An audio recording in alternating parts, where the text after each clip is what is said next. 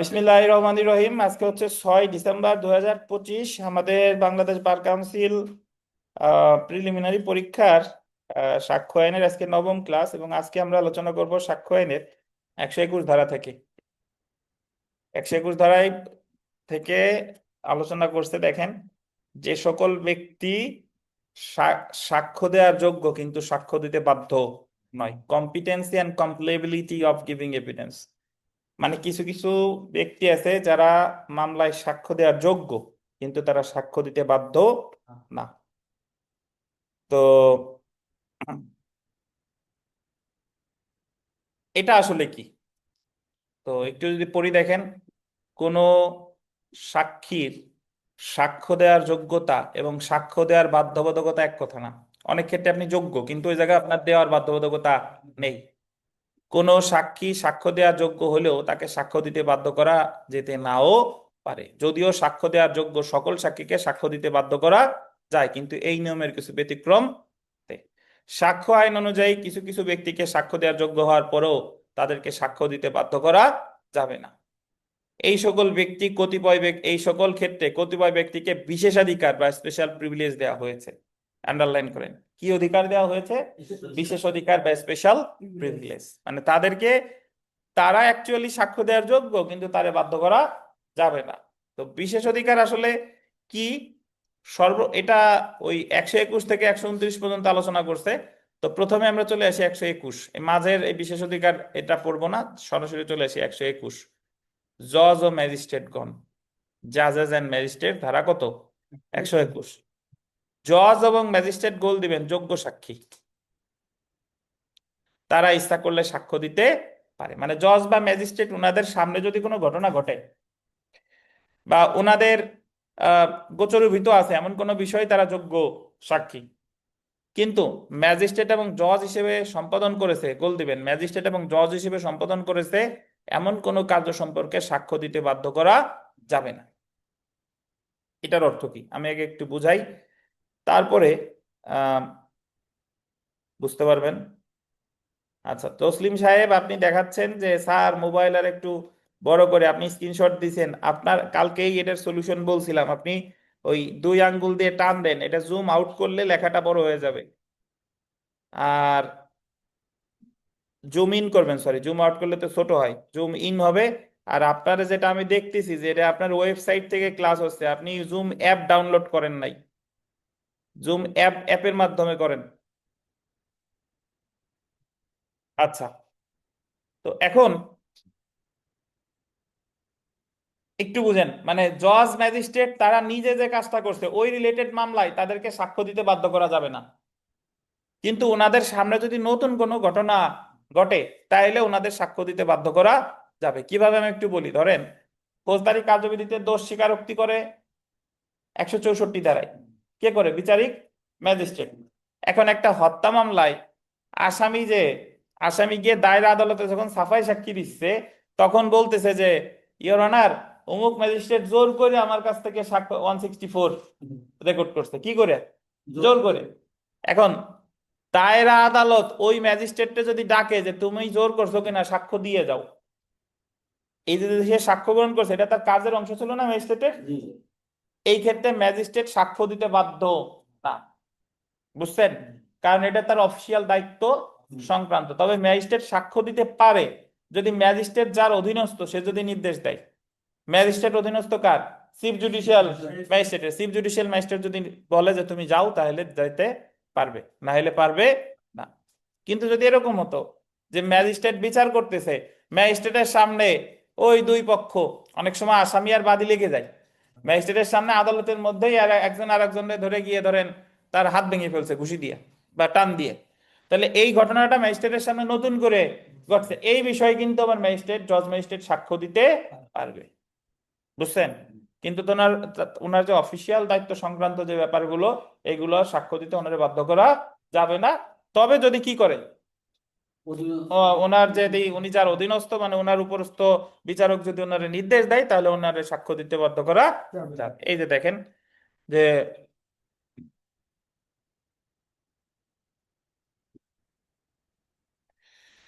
কারণ 121 ধারায় জজ বা ম্যাজিস্ট্রেটকে সাক্ষ্য দেওয়ার ক্ষেত্রে বিশেষ অধিকার বা স্পেশাল প্রিভিলেজ দেওয়া হয়েছে। 121 ধারা অনুযায়ী জজ ও ম্যাজিস্ট্রেট যে আদালতের অধীন সে আদালতের বিশেষ আদেশ ব্যতীত নিম্নলিখিত দুইটি বিষয়ে কোনো প্রশ্নের উত্তর দিতে বাধ্য করা যাবে না। কি কি দেখেন, জজ বা ম্যাজিস্ট্রেট হিসেবে উক্ত আদালতের তার নিজস্ব কোনো কাজও সম্পর্কে, মানে যে কাজটা সে তার নিজস্ব দায়িত্ব পালনে করছিল, এই সম্পর্কে তারা বাধ্য করা যাবে না। আর যে কোনো কিছু যা বিচারক বা ম্যাজিস্ট্রেট হিসেবে আদালত জানতে পারে, কিন্তু তিনি আহ উক্ত পদের কর্তব্য পালন করার সময় অন্যান্য যেসব ঘটনা, আন্ডারলাইন করবেন, অন্যান্য যে সকল ঘটনা তার উপস্থিতিতে ঘটেছে সেইগুলো সম্পর্কে তার সাক্ষ্য গ্রহণ করা যেতে পারে। মানে নতুন কোনো ঘটনা ঘটছে তার উপস্থিতিতে, এই সম্পর্কে তার সাক্ষ্য দিতে বাধ্য করা যাবে। যে ক্ষেত্রে জজ বা ম্যাজিস্ট্রেটকে বাধ্য করা যায়, জজ এবং ম্যাজিস্ট্রেটকে আদালত তার নিজস্ব কার্য ব্যতীত অন্যান্য ক্ষেত্রে তাকে জিজ্ঞাসিত প্রশ্নের উত্তর দিতে বাধ্য করা যেতে পারে, বা উক্ত পদের কর্তব্য পালনের সময় যেসব ঘটনা তার উপস্থিতিতে ঘটেছে সেইগুলো সম্পর্কে তার সাক্ষ্য গ্রহণ করা যেতে পারে। যেমন দেখেন, আদালতে জজ বা ম্যাজিস্ট্রেটের উপস্থিতিতে খুন সংঘটিত হয়, সেই ক্ষেত্রে উক্ত খুন সম্পর্কে যে কোনো প্রশ্নের উত্তর দিতে জজ বা ম্যাজিস্ট্রেটকে কি করা যাবে, বাধ্য করা যাবে। তো এখানে আমরা বিগত বছরে একটা প্রশ্ন পড়ি, তো যদি প্রথমে পরীক্ষায় প্রশ্ন আসে জজ ম্যাজিস্ট্রেট যোগ্য সাক্ষী কত ধারা, 121, 121। দ্য এভিডেন্স অ্যাক্ট 1872 কোন ধারা মতে বিচারক নিজে গোচরে আসা কোনো বিষয়ে ঊর্ধ্বতন আদালতের আদেশ ব্যতীত উত্তর প্রদানে বাধ্য নন। বিচারক নিজে, মানে জজ ম্যাজিস্ট্রেট কত, 121। সেলফ প্র্যাকটিসের 2 নাম্বার প্রশ্নটা শাকিল জোরে পড়েন। দায়রা আদালতে এ এর বিচারের সময় এ বলেছে যে ম্যাজিস্ট্রেট বি অযাচিতভাবে তার নিকট হতে সাক্ষ্য নিয়েছে। এই ক্ষেত্রে ম্যাজিস্ট্রেট বি কে উক্ত বিষয়ে প্রশ্নের উত্তর দিতে বাধ্য করা যাবে। খ, ম্যাজিস্ট্রেট বি কে উক্ত বিষয়ে প্রশ্নের উত্তর দিতে বাধ্য করা যাবে না। গ, ম্যাজিস্ট্রেট বি কে আদালতের অধীন তার বিশেষ আদেশ দ্বারা উক্ত বিষয়ে প্রশ্নের উত্তর দিতে বাধ্য করা যাবে। ঘ, খ এবং গ উভয়। এটা হলো মানে তার তার তার দায়িত্ব সংক্রান্ত বিষয়ে বলছে যে অযাচিত ভাবে তার নিকটতে সাক্ষ্য নিয়েছে। অযাচিত ভাবে মানে কি, মানে ঠিকঠাক ভাবে সাক্ষ্য নেয় নাই, তাহলে এই ক্ষেত্রে এটা জজ ম্যাজিস্ট্রেটের দায়িত্ব ছিল, তো ম্যাজিস্ট্রেটের সাক্ষ্য দিতে বাধ্য করা যাবে না। তবে ম্যাজিস্ট্রেট যার অধীন সে যদি আদেশ দেয় তাহলে আবার তার সাক্ষ্য দিতে বাধ্য করা যাবে। এ হলো কথা। 3 নাম্বারটা পড়েন। দায়রা জজ বি এর নিকট বিচারের সময় এ কোনো এক পুলিশ কর্মকর্তা হত্যা চেষ্টার জন্য দায়রা আদালত কর্তৃক অভিযুক্ত হয়। এই ক্ষেত্রে দায়রা জজ বি কে উক্ত বিষয়ে প্রশ্নের উত্তর দিতে বাধ্য করা যাবে। দায়রা জজ বি কে উক্ত বিষয়ে প্রশ্নের উত্তর দিতে বাধ্য করা যাবে না। দায়রা জজ বি কে আদালতের অধীন তার বিশেষ আদেশ দ্বারা উক্ত বিষয়ে প্রশ্নের উত্তর দিতে বাধ্য করা যাবে। ঘ হলো দায়রা জজ বি এর সম্মুখে আদালত যা ঘটেছিল সে সম্পর্কে তাকে পরীক্ষা করা যেতে পারে। এটা হলো যে মানে এটা পরীক্ষা করা যেতে পারে, মানে তারে বাধ্য করা যাবে। কেন করা যাবে, এটা তার সামনে ঘটছে, এটা তার সামনে ঘটছে। কত ধারা, 121। তাহলে 121 যদি খুব সহজে বলি, সংক্ষেপে বলি, জজ ম্যাজিস্ট্রেট যোগ্য সাক্ষী 121। তারা তাদের অফিসিয়াল দায়িত্ব পালনে যা যা করছে এই সম্পর্কে তারা সাক্ষ্য দিতে বাধ্য করা যাবে না, তবে তার উপরস্থ কর্মকর্তা নির্দেশ দিলে বাধ্য করা যাবে। এছাড়া তার সামনে যদি নতুন কোনো ঘটনা ঘটে থাকে সেটা দিতে তারা বাধ্য করা যাবে। সবগুলো কথাই আছে কততে, 121।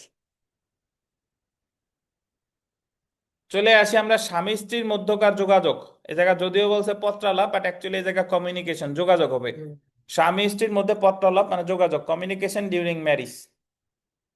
স্বামী স্ত্রী যোগ্য সাক্ষী গতকাল পড়ছি, কত ধারা, 120। আর স্বামী স্ত্রীর মধ্যকার পত্রালাপ 122 ধারা। স্বামী স্ত্রী আমি আগে বলে নিই, তারপরে এটা বিস্তারিত বলিস।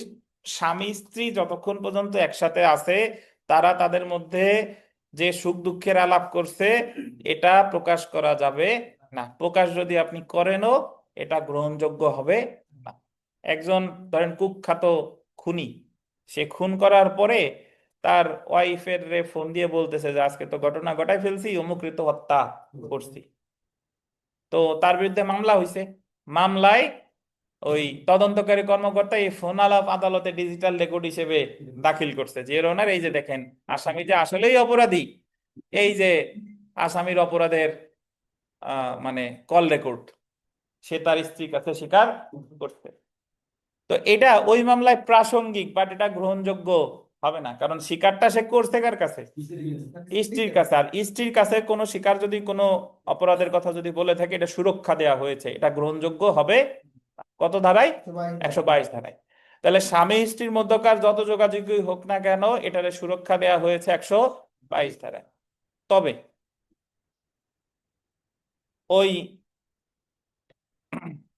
যার সাথে যোগাযোগ করছেন বা যে যোগাযোগ করছে সে যদি বলে যে বলো আমার কোনো সমস্যা নাই, বা যখন মামলাটাই হচ্ছে স্বয়ং স্বামী স্ত্রীর মধ্যে, যৌতুকের মামলায় ওয়াইফ যদি দেখায় যে ওনার এই যে দেখেন উনি আমার ফোন করে আমার হুমকি দামকি দিয়েছে, আমার কাছে যৌতুক চাইছে, এটা আবার প্রাসঙ্গিক। কারণ এই জায়গা দুইজন আর একসাথে নাই, একজন আর একজনের বিপক্ষ, প্রতিপক্ষ আর কি। তাহলে যতক্ষণ পর্যন্ত দুইজন একসাথে আছে ততক্ষণ পর্যন্ত দুইজনের যোগাযোগ সুরক্ষা পাবে। আর যখন ওনরা কি হয়ে গেছে, আলাদা হয়ে গেছে, তখন আর কিন্তু যোগাযোগ সুরক্ষা পাওয়া যাবে না, তখন প্রকাশ করা যাবে।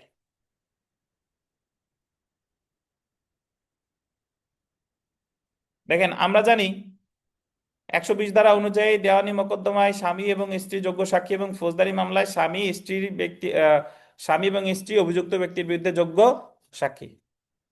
122 ধারায় স্বামী এবং স্ত্রীর সাক্ষী হওয়ার যোগ্যতা সম্পর্কে আলোচনা করা হয়নি, বরং স্বামী এবং স্ত্রী কোন ধরনের যোগাযোগ প্রকাশ করতে বাধ্য না তা 122 ধারায় আলোচনা করা হয়েছে।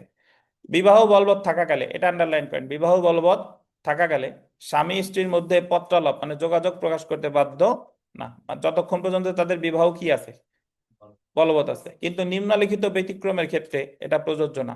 কি কি ব্যতিক্রম? অর্থাৎ স্বামী এবং স্ত্রীর মধ্যে পত্রালাপ বা যোগাযোগ প্রকাশে কোনো পক্ষকে বাধ্য করা যাবে। কখন করা যাবে? দেখেন, যখন যখন যে ব্যক্তি এমন যোগাযোগ করেছিল সে বা তার স্বার্থ সংশ্লিষ্ট প্রতিনিধি সম্মতি প্রদান করে, মানে যে যোগাযোগ করছিল স্বামী বলতেছে যে প্রকাশ করুক আমার কোনো সমস্যা নাই, তখন এটা প্রকাশ করা যাবে। এবং বিবাহিত ব্যক্তিদের মধ্যে কোনো মামলায়, তা ফৌজদারি হোক বা দেওয়ানি হোক, যে ক্ষেত্রে একজনের অন্যজনের প্রতি সংগঠিত কোনো অপরাধের জন্য বিচার হচ্ছে, মানে যখন তারা দুইজনই একজন আর একজনের প্রতিপক্ষ, যেমন তালাক মামলায়, আন্ডারলাইন করবেন, তালাক মামলায় স্বামী বা স্ত্রী তাদের মধ্যকার যোগাযোগ প্রকাশ করতে পারে বা তাদের বাধ্য করা যাবে, যেমন কি যৌতুকের মামলা। তাহলে সহজ কথা হলো স্বামী বা স্ত্রী যোগ্য সাক্ষী, তাদের স্বামী বা স্ত্রী যোগ্য সাক্ষী তো 120, স্বামী বা স্ত্রী যোগাযোগ প্রকাশ করা যাবে না 122।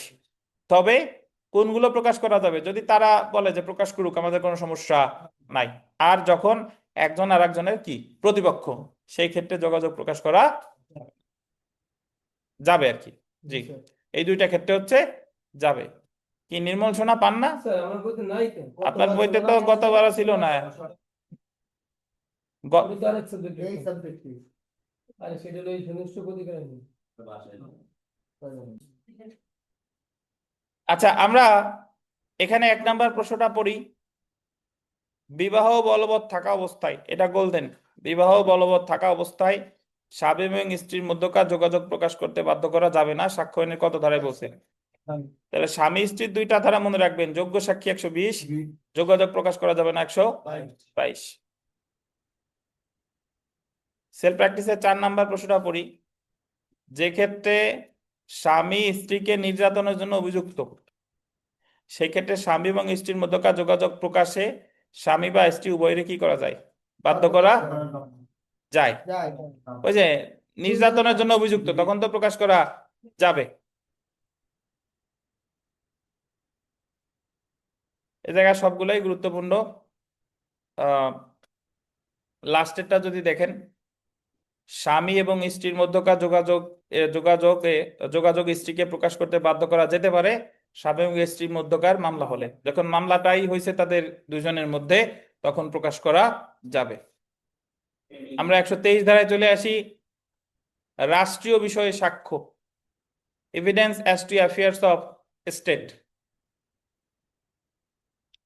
সাক্ষ্য আইনের 123 ধারায় রাষ্ট্রকে সুরক্ষা বা বিশেষ সুবিধা দেওয়া হয়েছে যে রাষ্ট্রীয় বিষয়াদি সম্পর্কিত অপ্রকাশিত সরকারি দলিলপত্র হতে প্রাপ্ত তথ্যের ভিত্তিতে কোনো ব্যক্তিকে সংশ্লিষ্ট বিভাগের প্রধান কর্মকর্তার অনুমতি ছাড়া তথ্য প্রদানের অনুমতি দেওয়া যাবে না। উক্ত কর্মকর্তা অনুমতি দেওয়া বা না দেওয়া যা উপযুক্ত বিবেচনা করবে তা করতে পারবে। বিষয়টা হলো যে কোনো রাষ্ট্রীয় বিষয় সম্পর্কে মামলা হয়েছে, এখন সংশ্লিষ্ট মন্ত্রণালয়ের একজনকে ডাকছেন যে অমুকরে চাকরিচ্যুত কেন করছেন, অমুকরে ওএসডি কেন করছেন, চাকরিচ্যুত কেন করছেন। এখন সে যদি বলে যে ইওর অনার এটা রাষ্ট্রীয় বিষয়, এটা প্রকাশ করা যাবে না, তাহলে তারা বাধ্য করা যাবে না। বাট সে যদি ইচ্ছা করে তাহলে প্রকাশ করতে পারে। সংশ্লিষ্ট বিভাগের প্রধানের অনুমতি দিলে প্রকাশ করবে, আর অনুমতি না দিলে প্রকাশ করবে না। শর্তসমূহ দেখেন, যে তথ্য বা সাক্ষ্যটি চাওয়া হচ্ছে তা রাষ্ট্রীয় বিষয়াদি সম্পর্কিত অপ্রকাশিত সরকারি দলিলপত্র হতে উদ্ভূত হতে হবে। এমন তথ্যের প্রকাশ গোল দিবেন জনস্বার্থ বিরোধী হতে হবে, তাহলে এমন তথ্য প্রকাশে বাধ্য তাহলে এমন তথ্য প্রকাশে বাধ্য করা যাবে। তাহলে রাষ্ট্রীয় বিষয়াদি হলে আর জনস্বার্থ বিরোধী হলে এই দুই ক্ষেত্রে প্রকাশ করা যাবে না, এই দুই ক্ষেত্রে প্রকাশ করা যাবে না। প্রকাশ করতে হলে কার অনুমতি লাগবে? সংশ্লিষ্ট বিভাগীয় প্রধানের। তাহলে আপনি মনে রাখবেন রাষ্ট্রীয় বিষয় আছে কত ধারায়? 123। প্রকাশ করতে পারবে বিভাগীয় প্রধানের অনুমতি নিয়ে। জেনে রাখা ভালো। দেখেন 123 ধারা শুধুমাত্র রাষ্ট্রীয় বিষয়াদি সম্পর্কিত অপ্রকাশিত সরকারি দলিলপত্র হতে প্রাপ্ত তথ্যের ক্ষেত্রে প্রযোজ্য। যেমন লেখেন, যেমন কোন সরকারি কর্মকর্তাকে চাকরিচ্যুত করা, যেমন কোন সরকারি কর্মকর্তাকে চাকরিচ্যুত করা।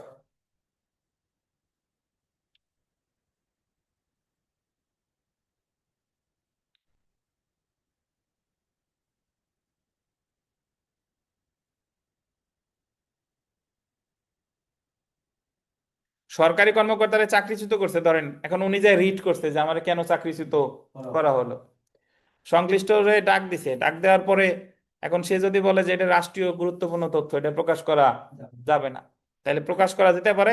ওই যে কর্মকর্তা ডাকছে ওই কর্মকর্তার হেড যে, উনি যদি অনুমতি দেয় তাহলে প্রকাশ করা যাবে। তাহলে রাষ্ট্রীয় বিষয় হলে কত? 123। জজ ম্যাজিস্ট্রেট 121। স্বামী স্ত্রী যোগাযোগ 122। আমরা চলে এসেছি ধারা 124, সরকারি বার্তা, অফিসিয়াল কমিউনিকেশনস। কোন সরকারি কর্মকর্তা সরকারি পর্যায়ে যোগাযোগ প্রকাশ করতে বাধ্য না, যদি প্রকাশ করলে জনস্বার্থে ব্যাঘাত ঘটবে বলে সে মনে করে। কোন সরকারি কর্মকর্তা তিনি কোনো যোগাযোগ প্রকাশ করতে বাধ্য না, যদি মনে করে প্রকাশ করলে এটা জনস্বার্থের বিরোধী হতে পারে। যেমন লেখেন, একজন কর্মকর্তা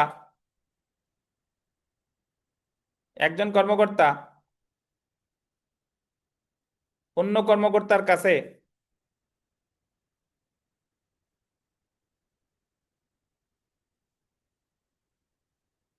একজন কর্মকর্তা অন্য কর্মকর্তার কাছে যে প্রতিবেদন পাঠিয়ে থাকেন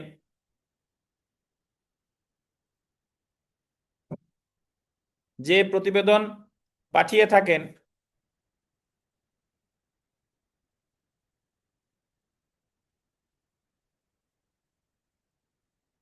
যা প্রকাশ জনস্বার্থ বিরোধী হবে, যা প্রকাশ জনস্বার্থ বিরোধী হবে।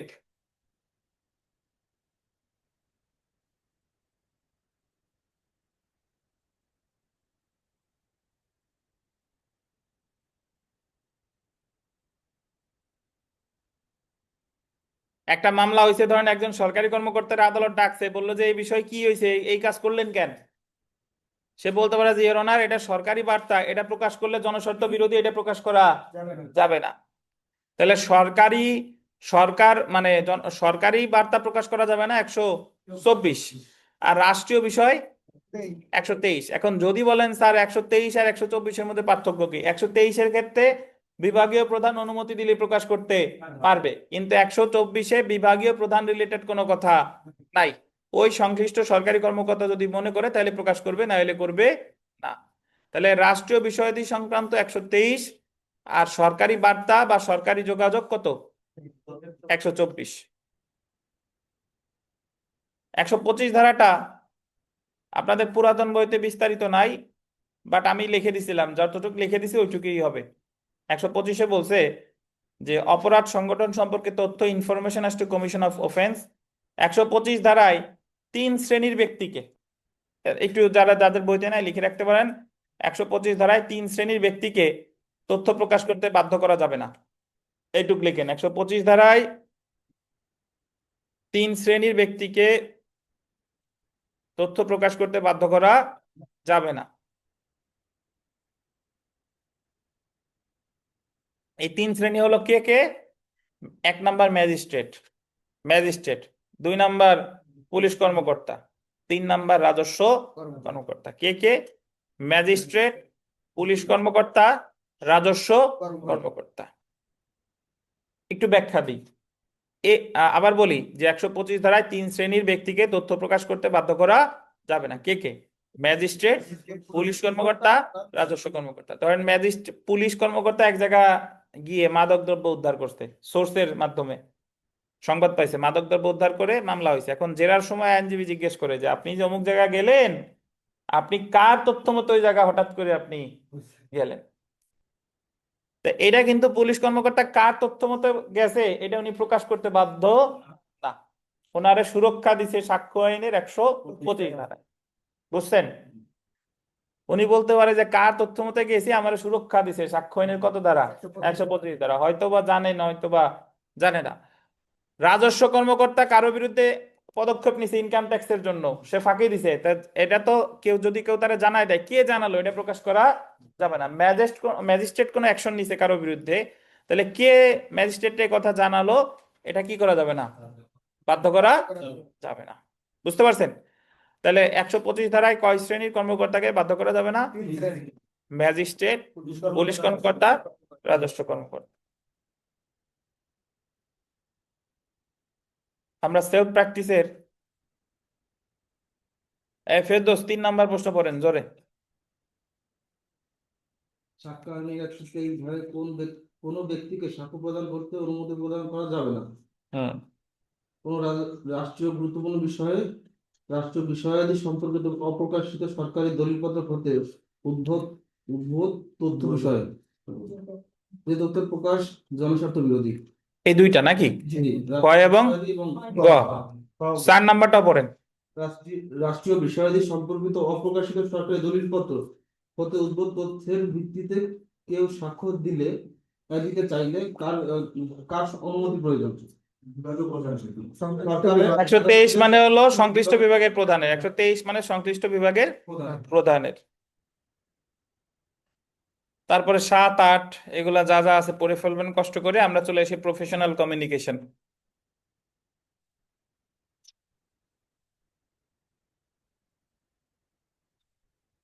একশো 26 থেকে 129। নির্মল, স্যার পেজ উল্টাই লাভ কি? ওই করা তো নাই। বই না দিতে হবে না। আচ্ছা, পেশাগত যোগাযোগ আসলে কাকে বলে? কিছু কিছু পেশা আছে, এই পেশার সাথে সংশ্লিষ্ট যে যোগাযোগ এটা প্রকাশ করা যাবে না, প্রকাশ করলেও গ্রহণযোগ্য হবে না, এটারে বলে পেশাগত যোগাযোগ। তো এর মধ্যে 126, 127, 128, 129, এর মধ্যে 126 হলো উকিলের ক্ষেত্রে, উকিল, ব্যারিস্টার, অ্যাটর্নি ওনাদের ক্ষেত্রে, মানে উকিলের সাথে মক্কেল যে যোগাযোগ করছে এটা উকিল সাহেব প্রকাশ করবে না, এটা হলো 126। বুঝছেন? মক্কেল অনুমতি দিলে প্রকাশ করতে পারবে, এটা হলো 128। বুঝেন কিনা? 126-এ বলছে যে মক্কেল উকিলের সাথে যে যোগাযোগ করছে, মক্কেল এসে বলতেছে যে উকিল সাহেব আমি তো হত্যা করছি, আপনি আমার আইনজীবী হিসেবে আমার ফাঁসির হাত থেকে বাঁচান। এখন উকিল সাহেব তো তাইলে ওর ভিতরের কথা কথা জেনে গেল, এখন উকিল সাহেব এটা সাক্ষ্য দিতে পারবে না, যা জানলো এই বিষয়ে সাক্ষ্য দিতে পারবে না, ইভেন দিলেও এটা গ্রহণযোগ্য হবে না। 126 সাক্ষ্য আইনে কত? 126। আর মক্কেল যদি অনুমতি দেয় যে আপনার যা খুশি আপনি বলেন, আমার কোনো আপত্তি নাই, এটা হলো 128। বুঝছেন? তাহলে উকিল সাহেব মক্কেলের সাথে যোগাযোগ প্রকাশ করবে না, কত? 126। আর মক্কেল অনুমতি দিলে প্রকাশ করবে কত? 128। এবার উকিল সাহেবের চেম্বারে যে সকল লোকজন থাকে, ক্লার্ক থাকে, ইন্টারপ্রিটার থাকে, কম্পিউটার অ্যানালিস্ট থাকে, মক্কেল এসে যখন কথা বললো তারাও তো জেনে গেল, তারাও প্রকাশ করবে না, এটা হলো 127। উকিলের সহযোগীরা প্রকাশ করবে না, এটা কত? 127। 127। তাহলে বুঝেন, আমরা পড়বো, লিখেন না, এমনি শুনেন। উকিল তাইলে সাক্ষ্য হচ্ছে 126 আর 128-এ। 26-এ উনি প্রকাশ করতে পারবে না, আর 28-এ অনুমতি দিলে প্রকাশ করতে পারবে। আর 27-এ 127-এ সুরক্ষা দিচ্ছে কারে? উকিলের চেম্বারে যারা যারা আছে তাদের, বুঝছেন? আর 129 ধারা প্রযোজ্য হলো মক্কেলের জন্য। যদি মক্কেলরে বললে তুমি উকিল সাহেবের সাথে কি কি বলছো বলো, এটা বলতে সে বাধ্য না, তবে যেগুলো সে বলতে চায় সেগুলো বলতে পারে। এটা হলো 129। তাহলে 126 আর 128-এ সাক্ষী হয় উকিল, 127-এ সাক্ষী হয় উকিলের সহকারী, আর 129-এ সাক্ষী হয় কে? মক্কেল। জি, একটু পড়ি দেখেন।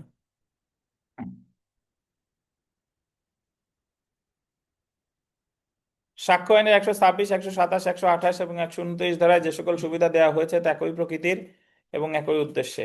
এই ধারাগুলোতে মক্কেল এবং তার আইন উপদেষ্টা বা আইন উপদেষ্টার ক্লার্ক বা কর্মচারীদের মধ্যকার পেশাগত তথ্যের আদান প্রদান প্রকাশ সংক্রান্ত বিষয়ে আলোচনা করা হয়েছে, অর্থাৎ তারা কখন প্রকাশ করতে পারবে এবং কখন প্রকাশ করতে পারবে না তা উল্লেখ করা হয়েছে। তো প্রযোজ্যতা যদি দেখেন, 126 এবং 128 দ্বারা প্রযোজ্য হয়, গোল দিবেন, যখন আইনজীবী সাক্ষী হয়।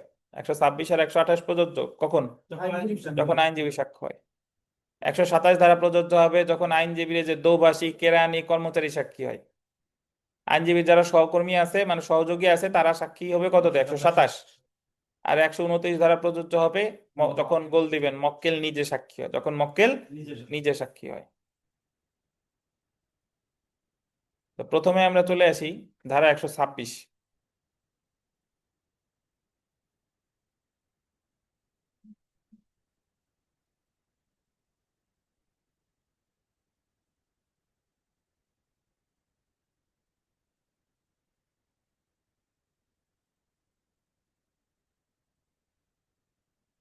পেশাগত নিযুক্তির সময় মক্কেলের সাথে আইনজীবী যোগাযোগ প্রকাশের ক্ষেত্রে সাক্ষ্য আইনের 126 ধারায় কতিপয় সীমাবদ্ধতা আরোপ করেছে এবং উল্লেখিত সীমাবদ্ধতার কারণে আইনজীবী এমন তথ্য প্রকাশ করা হতে কি হয়?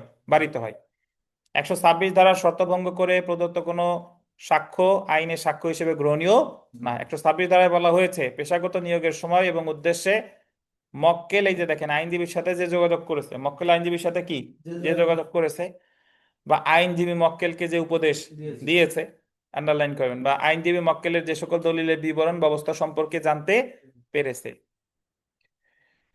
সেই সকল যোগাযোগ বা উপদেশ বা দলিলের বিবরণ বা অবস্থা সম্পর্কে আইনজীবী তার মক্কেলের, আন্ডারলাইন করবেন, ব্যক্ত সম্মতি ব্যতীত প্রকাশ করবে না। মানে আইনজীবী যা যা জেনে গেল এগুলা প্রকাশ করতে পারবে যদি মক্কেল কি দেয়? সম্মতি দেয়। বাট মক্কেল সম্মতি না দিলে এগুলো প্রকাশ করা যাবে না। মক্কেলের বিশেষ অধিকারের প্রশ্ন উঠে শুধুমাত্র যখন কোনো আইনজীবী বা মক্কেলকে তাদের মধ্যকার পেশাগত যোগাযোগ প্রকাশ করতে সাক্ষী হিসেবে কি করা হয়? তলব করা হয়। যখন আইনজীবীকে সাক্ষী হিসেবে তলব করা হয় সেক্ষেত্রে তাকে কতিপয় বিধিনিষেধ প্রতিপালন করতে হয়। এমন একটি বিধিনিষেধ হলো আইনজীবী তার পেশাগত নিযুক্তির সময় মক্কেলের নিকট হতে প্রাপ্ত কোনো যোগাযোগ মৌখিক বা দালিলিক প্রকাশ করতে পারবে না। তো যে ক্ষেত্রে প্রকাশ করতে পারে এটা একটু ব্যতিক্রম, দেখেন যে কোন কোন ক্ষেত্রে আইনজীবী প্রকাশ করলে কোনো সমস্যা নাই। 126 ধারা উল্লেখিত সীমাবদ্ধতা নিম্নলিখিত ক্ষেত্রে প্রযোজ্য না। এই সকল ক্ষেত্রে তথ্য প্রকাশ করতে আইনজীবী স্বাধীন। কি কি দেখেন? যদি কোনো বেআইনি উদ্দেশ্য সাধনের চেষ্টা হিসেবে যোগাযোগ করা হয়, মক্কেল এসে বলছে যে উকিল সাহেব আমি একটা দলিল জাল করব, আমার সহায়তা করেন, করব, এখনো কি করে না, এটা প্রকাশ করতে পারবে, কারণ এটা এখনো করে নাই, ভবিষ্যতে করবে। বা এবং যদি আইনজীবী এমন কোনো ঘটনা দেখে বা যে নির্দেশ করে তাকে নিযুক্তির পর মক্কেল কোনো অপরাধ বা প্রতারণা সংগঠন করেছে, মানে সে বলছিল যে আমার বিরুদ্ধে অপরাধজনক সম্পত্তি আত্মসাতের মামলা হয়েছে, মামলাটা হলো ওই আপনার 50 লাখ টাকা আত্মসাৎ, 50 লাখ টাকা আত্মসাৎ, কিন্তু মামলা চলাকালীন সময়ে যখন মামলা চলতেছে এমন সময় সে আরো আত্মসাৎ করছে, তাহলে যতটা আগে যেটা নিয়ে যোগাযোগ হয়েছে ওটা প্রকাশ করতে পারবে না, কিন্তু নতুন যেটা আত্মসাৎ করলো এই বিষয়ে সাক্ষ্য দিতে পারবে। পুরাতন বইতে যতটুকু আছে ওইটুকুই মোর দেন এনাফ, না থাকলে সমস্যা নাই। শুনে রাখেন, যে ক্ষেত্রে আইনজীবী পেশাগত নিযুক্তি ব্যতীত অন্য কোনো ভাবে কোনো তথ্য পেয়ে থাকে। পেশাগত নিযুক্তি মানে হলো যে একজন আইনজীবীর সাথে একজন মক্কেল, মানে মক্কেলের পক্ষে আইনজীবী কাজ করছে, এটা কখন থেকে বলেন? ওকালতনামা স্বাক্ষরে, ওকালতনামা যতক্ষণ পর্যন্ত দেয় নাই ততক্ষণ পর্যন্ত কিন্তু অমুক অমুকের উকিল না। তো এরকম কোনো তথ্য পেয়ে থাকলে এটা প্রকাশ করা যাবে। উইদাউট ওকালতনামা কোনো তথ্য পেয়ে থাকলে প্রকাশ করা যাবে। যাবে। যে ক্ষেত্রে আইনজীবী হিসেবে নিযুক্তির হওয়ার আগে বা পেশাগত নিযুক্তি পরিসমাপ্তির পরে যে সকল যোগাযোগ করা হয়, মানে যে যোগাযোগটা করছিল তখন সে আমার মক্কেল ছিল না, বা আমার মক্কেল যখন তার সাথে আমার পেশাগত, সে আমার কাছ থেকে এনওসি নিয়ে গেছে। এনওসি মানে হলো যে তার উকিলের আমি নাই, কিন্তু তারপরেও বিভিন্ন সময় আইসে আমার সাথে আলাপ আলোচনা করে, এইগুলা কিন্তু আমি প্রকাশ করতে পারবো। সহজ কথা হলো যে যতক্ষণ পর্যন্ত উকিল সাহেব আর মক্কেল একসাথে আছে এইগুলো প্রকাশ করা যাবে না, কিন্তু যখন তারা আলাদা হয়ে গেছে তখন যদি নতুন কোনো যোগাযোগ করে এটা আবার প্রকাশ করা যাবে। যে ক্ষেত্রে যোগাযোগ মক্কেলের নিকট হতে প্রাপ্ত না হয়ে অন্য কোনো স্বতন্ত্র উৎস হতে আইনজীবী পেয়ে থাকে, মানে মক্কেলের কাছ থেকে ওই তথ্যটা পাই নাই, পাইছে আর একজনের কাছ থেকে, এমন কোনো যোগাযোগ যা পেশাগত নিযুক্তির সাথে সম্পর্কিত না, যে ক্ষেত্রে যোগাযোগ এমন প্রকৃতির যা ব্যক্তিগত প্রকৃতির না এবং যা গোপনীয় প্রকাশের বিষয়বস্তু না। না। তাহলে সহজ কথা যেটা, যে কোনো কিছু করে এসে বললে এটা প্রকাশ করা যাবে না, কিন্তু ভবিষ্যতে করবে বা নিযুক্তির পরে করছে এগুলো প্রকাশ করা যাবে। সুতরাং বেআইনি উদ্দেশ্য সাধনের চেষ্টা হিসেবে যে যোগাযোগ করা হয়েছে বা আইনজীবী তার নিযুক্তির সময় হতে এমন কোনো ঘটনা দেখে যে কোনো অপরাধ বা প্রতারণা সংঘটিত হয়েছে, সেক্ষেত্রে এমন যোগাযোগ 126 ধারায় সুরক্ষিত না, এবং এমন যোগাযোগ প্রকাশ করতে আইনজীবীর কোনো কি নাই, বাধা নাই। কারণ কিভাবে আইন ভঙ্গ করতে হয় বা প্রতারণার কৌশল উপদেশ দেওয়া তা আইনজীবীর কি না, কার্য না। তো 126 ধারার সীমাবদ্ধতা যাদের ক্ষেত্রে প্রযোজ্য, 126 ধারার যে সীমাবদ্ধতা যাদের ক্ষেত্রে প্রযোজ্য, ব্র্যাকেটে একটু লেখেন 127 ধারা।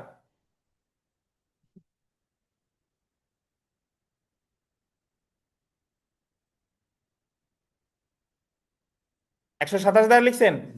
তারপর দেখেন 126 ধারার সীমাবদ্ধতা শুধুমাত্র আইনজীবীর জন্য প্রযোজ্য না, বরং নিম্নলিখিত ব্যক্তির ক্ষেত্রেও প্রযোজ্য। এই জায়গা 1 নম্বরে উকিল বা আইনজীবী আছে না, এটা কেটে দেন।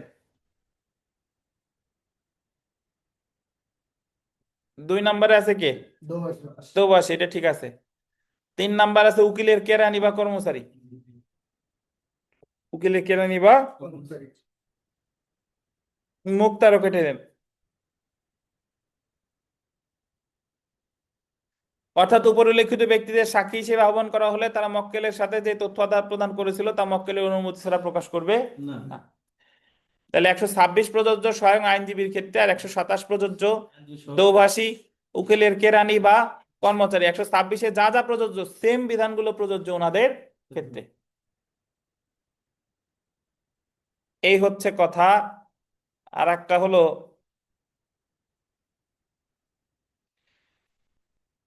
128 ধারাটা একটু লেখেন, ধারা 128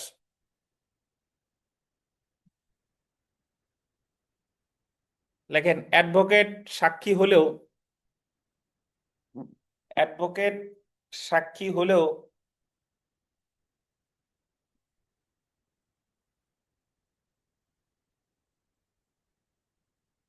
একশো 26 ধারা অনুযায়ী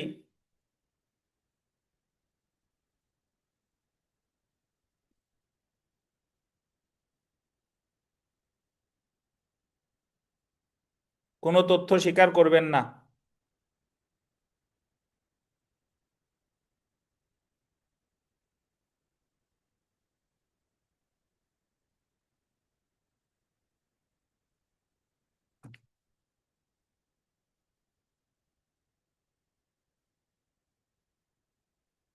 তবে মক্কেল সম্মতি দিলে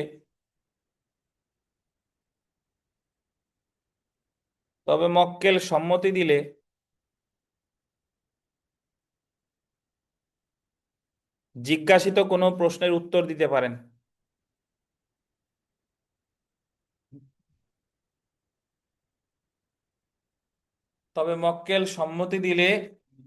জিজ্ঞাসিত কোনো প্রশ্নের উত্তর দিতে পারেন।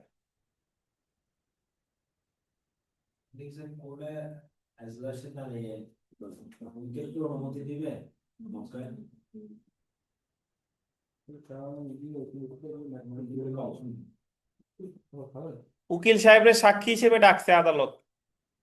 এখন মক্কেল যদি বলে যে আমাদের মধ্যে কোনো যোগাযোগ যা আছে এগুলো আপনি ইচ্ছা হলে প্রকাশ করেন, আমার কোনো আপত্তি নাই, তাহলে প্রকাশ করতে পারবে।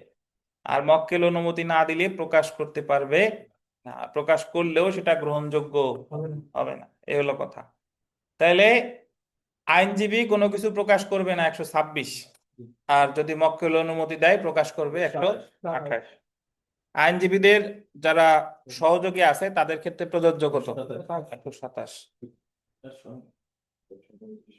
এবার আমরা চলে এসে 129।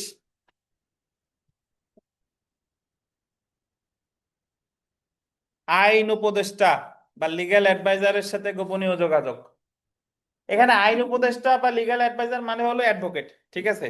লিগ্যাল অ্যাডভাইজার মানে কি? অ্যাডভোকেট।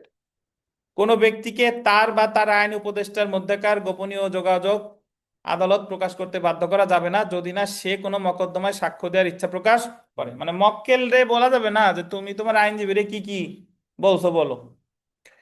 যদি সে সাক্ষ্য দেওয়ার ইচ্ছা প্রকাশ করে তবে আদালত তার দেওয়া সাক্ষ্য ব্যাখ্যার জন্য উক্ত গোপনীয় যোগাযোগ বিষয়ে যে সকল বিষয় জানা আদালত প্রয়োজনীয় মনে করে শুধুমাত্র তাকে তা প্রকাশ করতে বাধ্য করা যাবে। সো আপনি সংক্ষেপে মনে রাখেন, মক্কেল আইন উপদেষ্টার সাথে যে যোগাযোগ করছে এটা প্রকাশ করতে সে বাধ্য না। কত দ্বারা? 129। 126, 28 আইনজীবী যখন সাক্ষী হয়, 127 আইনজীবীর সহকর্মীরা সহযোগীরা যখন সাক্ষী হয়, 129 মক্কেল যখন সাক্ষী হয়। জেনে রাখা ভালো যে 129 ধারা প্রযোজ্য হবে যখন মক্কেল কোনো মামলায় সাক্ষী হয় এবং আইন উপদেষ্টার সাথে মক্কেলের গোপনীয় যোগাযোগ বিষয়। তাহলে আমরা সেলফ প্র্যাকটিসের 3 নাম্বার প্রশ্নটা একটু যদি পড়ি, দেখেন যে সাক্ষ্য আইনের 129 ধারায় ড্যাশের সাথে গোপনীয় যোগাযোগ সুরক্ষিত। এটা উত্তরটা ভুল আছে, এটা হবে হলো লিগ্যাল অ্যাডভাইজার। গ।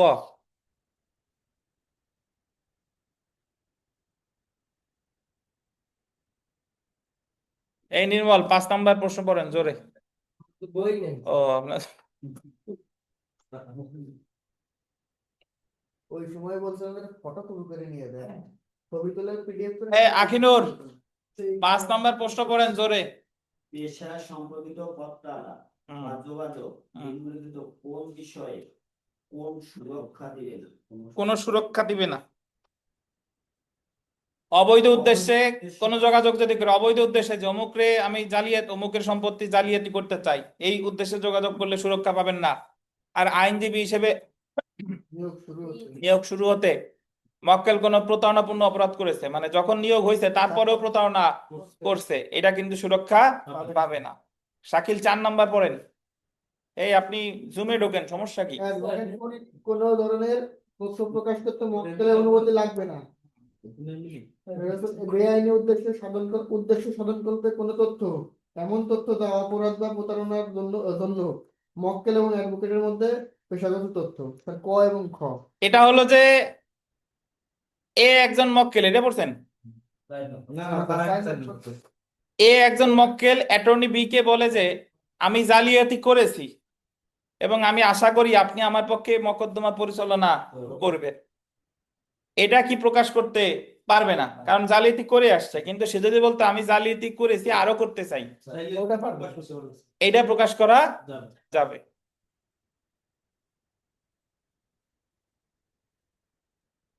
এই 5 নাম্বারটা পড়েন। এ একজন মক্কেল অ্যাটর্নি বি কে বলে যে, অ্যাটর্নি বি রে বলতেছে আমি জাল দলিলের মাধ্যমে সম্পত্তি গ্রহণ করতে চাই। চাই লাগছে, হবে চাই, রস্যই দেন, চাই,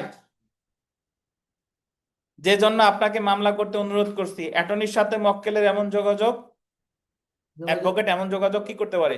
প্রকাশ করতে পারে। কেন পারে বলেন? সে বলতেছে আমি অমুক সম্পত্তি দখল গ্রহণ করতে চাই। চাই মানে কি এখনো করছে? করে নাই, ভবিষ্যতে করবে। তো ভবিষ্যতে যেটা করবে এরকম কোনো কিছু কিন্তু প্রকাশ করা যাবে। তো এই জায়গার 6, 7 এগুলো সব ইম্পর্টেন্ট প্রশ্ন, কষ্ট করে পড়ে ফেলবেন। এগুলা থেকে প্রশ্ন আসার খুব সম্ভাবনা আছে। বিশেষ করে 10 নম্বর প্রশ্নটা ভিভিআই, যে নিম্নলিখিত কোনটি বিশেষ অধিকার যোগাযোগ নয়? বৈবাহিক যোগাযোগ, পেশাগত যোগাযোগ, অফিসিয়াল যোগাযোগ, পিতামাতার যোগাযোগ। কোনটা? 121 থেকে 129 পর্যন্ত পিতামাতার যোগাযোগ আছে? নাই। বৈবাহিক যোগাযোগ আছে হচ্ছে 122, পেশাগত যোগাযোগ তো এই যে 126, 28, 27, অফিসিয়াল যোগাযোগ আছে 124, আর পিতামাতার যোগাযোগ আখিনুর কত দাঁড়ায়? 122।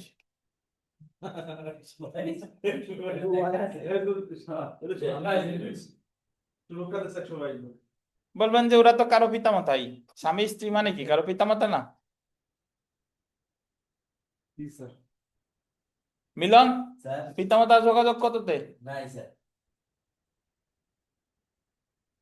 আচ্ছা, নাই, পিতামাতার যোগাযোগকে কিন্তু সুরক্ষা দেয় নাই, মনে রাখেন।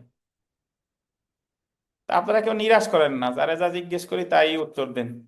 দেখেন, কোন ধরনের তথ্য, সবশেষেরটা, কোন ধরনের তথ্য সাক্ষ্য হিসেবে প্রকাশ করতে বাধ্য নয়? অ্যাডভোকেট ও মক্কেলের মধ্যে পেশাগত তথ্য, রাষ্ট্রীয় ব্যাপার সম্পর্কে তথ্য, বিবাহ বলবৎ থাকাকালীন স্বামী স্ত্রীর মধ্যে যোগাযোগ, উপর সবকটি কি? সবকটি। উপরের সবকটি। সবকটি।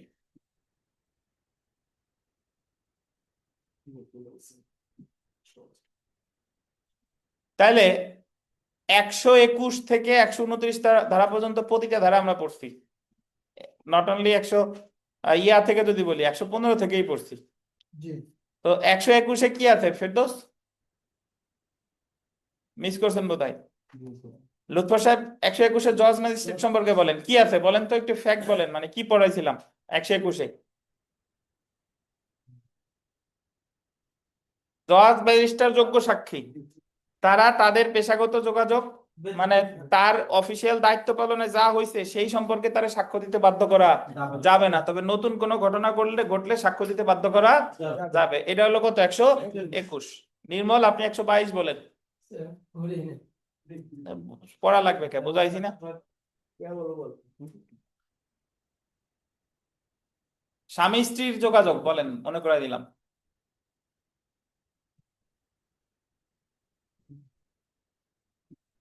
এক গোলাম কিবরিয়া সাহেব 122-এ কি আছে?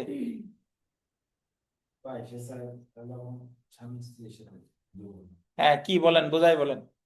যেমন ধরেন স্যার, একটা স্বামী স্যার একটা হত্যা করলো, হত্যা করে ওর স্ত্রীকে ফোনে জানালো যে আমি একটা মামলা করে ফেলছি এই বিষয়। তখন এটা স্বামী স্ত্রীর সাথে যে কথোপকথনটা যদি অডিও কল পুলিশ কোর্টে হাজির করে, এটা গ্রহণযোগ্য হবে। স্বামী স্ত্রী যতক্ষণ পর্যন্ত বৈবাহিক সম্পর্ক বলবৎ আছে তাদের যোগাযোগ প্রকাশ মানে সুরক্ষা দেওয়া হয়েছে, এটা প্রকাশ করা যাবে না। তবে যখন মামলাটা হয়েছে তাদের নিজেদের মধ্যে, তখন আবার প্রকাশ করা যাবে। এটাই হলো কত?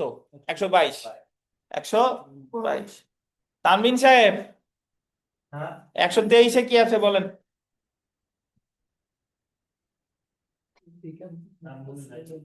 কি করলাই? রাষ্ট্রীয় ব্যাপার আছে, মনে করাই দিলাম, বলেন এখন বাকিটা বলেন। রাষ্ট্রীয় ব্যাপার সংক্রান্ত বিষয় প্রকাশ করা যাবে না, তবে সংশ্লিষ্ট বিভাগীয় প্রধান অনুমতি দিলে প্রকাশ করা যাবে। এটা হলো 123। এই আলম ভাই বলেন 124-এ কি আছে? সরকারি বার্তা প্রকাশ করা যাবে না, জনস্বার্থ বিরোধী হলে প্রকাশ করা যাবে না। বিমল সাহেব 125-এ কি আছে? 3 শ্রেণীর ব্যক্তির যোগাযোগ সুরক্ষা দিছে, কি বলেন?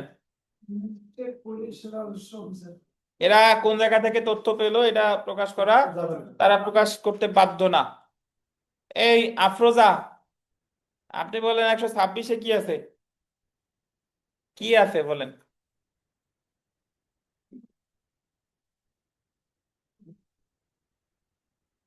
বলেন, বুঝতে তো বলেন।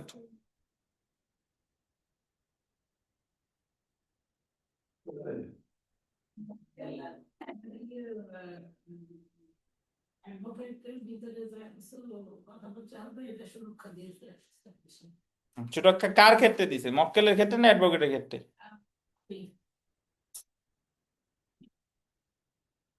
126-এ প্রকাশ করবে না কে সেটা বলেন? উকিল। 126-এ প্রকাশ করবে না উকিল। তবে পূর্ণ বলেন তো 126-এ কখন প্রকাশ করা যাবে? না, এটা তো 128-এ অনুমতি দিলে তো 128, আর 126 হলো নতুন যদি কিছু করতে চাই বা নিয়োগের পরে যদি কিছু করে, এগুলা প্রকাশ করা যাবে 126। আর অনুমতি দিলে প্রকাশ করা যাবে এটা কত? 128। 100। এই তাহমিনা বলেন 127-এ কি আছে? যদি মক্কেলের দোভাষী বা যদি কর্মকর্তা কর্মচারী থাকে সেক্ষেত্রে তারাও প্রকাশ করতে পারবে না। 127। মিলন সাহেব 108 129-এ কি আছে বলেন?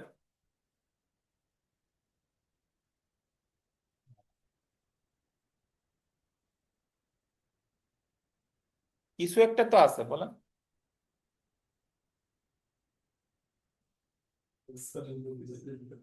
হিজবুল সাহেব বলেন তো 129-এ কি আছে? মক্কেল যখন সাক্ষী হবে মক্কেলরে বলতে বাধ্য করা যাবে না যে তুমি তোমার উকিলের সাথে কি কথা বলছো, এটা বাধ্য করা যাবে না। এটা হলো কত? 129। ধন্যবাদ। এই নির্মলনের বই দিয়ে দেন। যা পেজ নাই তা খুঁজে লাভ আছে? সিরাম পিছনে থেকে এটা আমার দুটোই নাই, দুটো অধ্যায় নাই। কিছু নাই, যাচ্ছি শেয়ারে কি দিয়ে নতুন বই না হবে তুই আমার সাথে যোগাযোগ কর আমার একটা বই লাগবে এগুলো কিনবো। আচ্ছা দেখেন তো, আমরা চলে আসি দুষ্কর্মের সহযোগীর সাক্ষ্য। মাহবুব সাহেব, আপনি দেরি কেন? আপনি তো গোপালগঞ্জে থাকেন। 11টা 10 বাজে, আমাদের পড়া তো 10টা থেকে। আপনি 1 ঘন্টা 10 মিনিট লেট কেন বলেন? ব্যাখ্যা দেন, কারণ দর্শান।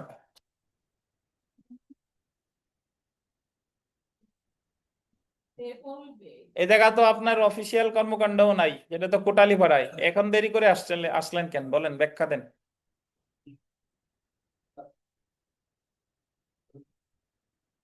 শরীর স্বাস্থ্য ভালো না? কি হয়েছে আপনার? কি হয়েছে আপনার? জ্বর?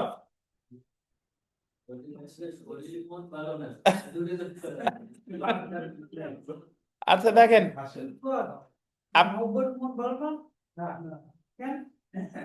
এটা তো আপনি জানেন, আমরা তো বলতে পারি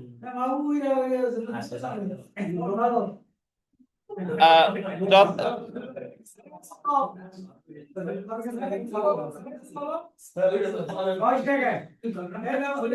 চলে যাবেন কে? বসেন। আপনি বই থাকার না থাকা, আপনি চলে যাবেন কেন? আপনি এই জায়গা পড়ার কথা বলে আসছেন, এখন কার সাথে যেন ঘুরতে যাবেন এই সময়, এই কারণে আগে আগে যাইতে চাচ্ছেন। দেখেন, আচ্ছা আসেন, আমরা চলে আসি 133 ধারা, অ্যাকমপ্লিস উইটনেস, দুষ্কর্মের সহযোগী। দুষ্কর্মের সহযোগী আমরা এর আগে বিস্তারিত পড়ছি ভাই। একটা অপরাধ যদি অনেকজনে মিলে করে, তাহলে একজন আর একজনের বলে কো অ্যাকিউজড বা দুষ্কর্মের সহযোগী, বা এটার বলে অ্যাকমপ্লিস। এরা যোগ্য সাক্ষী। দুষ্কর্মের সহযোগী একজন কি বলেন? যোগ্য সাক্ষী। এখন এই জায়গায় অনেক কথা বলা আছে, আমরা আলোচনা বাড়াবো না, এইটুক দিয়েই অনেক কথা বলা যায়। দুষ্কর্মের সহযোগী কখনো রাজসাক্ষী হয়, কখনো রাজসাক্ষী হয় না। দুষ্কর্মের সহযোগী যদি সে শুধু দুষ্কর্মের সহযোগীই থাকে, রাজসাক্ষী হয় নাই, তাহলে সে তার দোষ স্বীকার করলো, এটার ভিত্তিতে সেও সাজা পাবে, অন্যান্যরাও সাজা পাবে। বুঝেন কিনা? আর দুষ্কর্মের সহযোগী যখন অ্যাপ্রুভার হবে, রাজসাক্ষী হবে, তখন সে সাজা পাবে না, কিন্তু অন্যান্যরা সাজা পাবে। ওই যে আপনার শেখ হাসিনার মামলায় আব্দুল্লাহ আল বাকি নাকি ওনার নাম, সাবেক আইজিপি, উনি দুষ্কর্মের সহযোগী হিসেবে রাজসাক্ষী অ্যাপ্রুভার হয়েছে, অ্যাপ্রুভার হয়ে উনি বক্তব্য দিছে। তবে উনার যে সাজা দিছে, এই সাজাও অবৈধ। উনি কিছুদিন পরে খালাস পাবে, বা কিছুদিন পর হাইকোর্টের উনি সিস্টেমে চলে যাবে, কারণ উনি রাজসাক্ষী হয়েছে, কিন্তু উনারে 5 বছরের কারাদণ্ড আবার ঠিকঠাকই দিছে। তো এটা ওনারা রাখতে পারবে না। একটু সময় সুযোগ সামনা মানে একটু কমে আসলে ওই হাইকোর্ট থেকে উনি জামিন টামিন পাইয়ে যে কোনো এক সিস্টেম করে বের হয়ে যাবে, সমস্যা নাই। কিন্তু অ্যাকচুয়ালি দুষ্কর্মের সহযোগী যখন অ্যাপ্রুভার হয়, তখন হয় তারে খালাস দিতে হবে। যদি অ্যাপ্রুভার হয়, তাই হয় তারে খালাস দিতে হবে। আর যদি তারে আপনি সাজা দিতেই চান, তখন আর সে অ্যাপ্রুভার থাকবে না, তখন সে আবার আসামি হয়ে যাবে। কিন্তু তারে হালকা সাজা দিয়েছেন, আবার তার অ্যাপ্রুভার হিসেবে তার তথ্য নিছেন, এটা কিন্তু হবে না। বুঝেন কিনা? আচ্ছা, সহযোগী নিজের পক্ষে বা যারা যে সাথে যারা অবরোধ করে তাদের পক্ষে সাক্ষ্য দেবে না। বুঝেন নাই? এক হচ্ছে আপনি তো আবার ডিডাব্লিউ টেনে আনছেন, ডিডাব্লিউ তো আর এক জিনিস। বলতেছি শুনেন, আপনি তানবিনের, আপনি আখিনুর আর মিলন, তানভীরের কদবেল গাছের 2 বস্তা কদবেল চুরি করছেন। কদবেল চুরি করার পরে আপনারা ধরা পড়ছেন। ধরা পড়ার পরে আপনি স্বীকারোক্তি দিছেন যে আমি তো কদবেল চুরি করছি, আমার সাথে আখিনুর আর মিলনও ছিল। এটা হলো 164 দিছেন, 164। তাহলে এই ক্ষেত্রে আপনার এই 164 এর উপর ভিত্তি করে পরবর্তীতে সামনে যারা সাক্ষ্য দিবে তাদের সাক্ষ্যের যদি মিল পায় তাহলে আপনাদের 3 জনেরই আদালত সাজা দিতে পারে। বুঝেন কিনা? এখন দুষ্কর্মের সহযোগী যদি অ্যাপ্রুভার হয়, মানে রাজসাক্ষী হইছে, তানভীরের গাছের কদবেল 2 বস্তা আপনারা 3 জন চুরি করছেন, এটা পুলিশ বুঝতে পারছে, কিন্তু কোনো চাক্ষুষ কোনো সাক্ষী নাই। তখন আপনারে প্রস্তাব দিছে যে ফেরদৌস তুমি রাজসাক্ষী হও, তুমি নিজেরে জড়াইয়া যা যা হয়েছে সব স্বীকার করো, তোমারে খালাস দেওয়া হবে। তখন আপনি বললেন যে কদবেলের ভাগ আমিও পাইছি, কিন্তু বেশিরভাগ মিলন আর আখিনুর নিয়ে গেছে। তখন আগেরটা দিছিলেন হলো দোষ স্বীকার করছেন, আগের ক্ষেত্রে কিন্তু আপনি রাজসাক্ষী ছিলেন না, কিন্তু এই ক্ষেত্রে হলো আপনি আপনারে রাষ্ট্র কি বানাইছে, রাজসাক্ষী বানাইছে।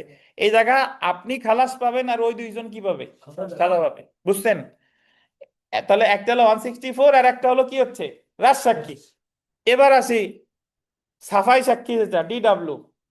সাফাই সাক্ষী মানে হলো যে আপনি ধরেন কোনো দোষ স্বীকারোক্তি টক্তি কিছু করেন নাই, আপনাদের 3 জনের বিরুদ্ধে মামলা হয়েছে, চার্জ গঠন হয়েছে, আপনি কখনোই বলেন নাই যে আমরা কদবেল চুরি করছি।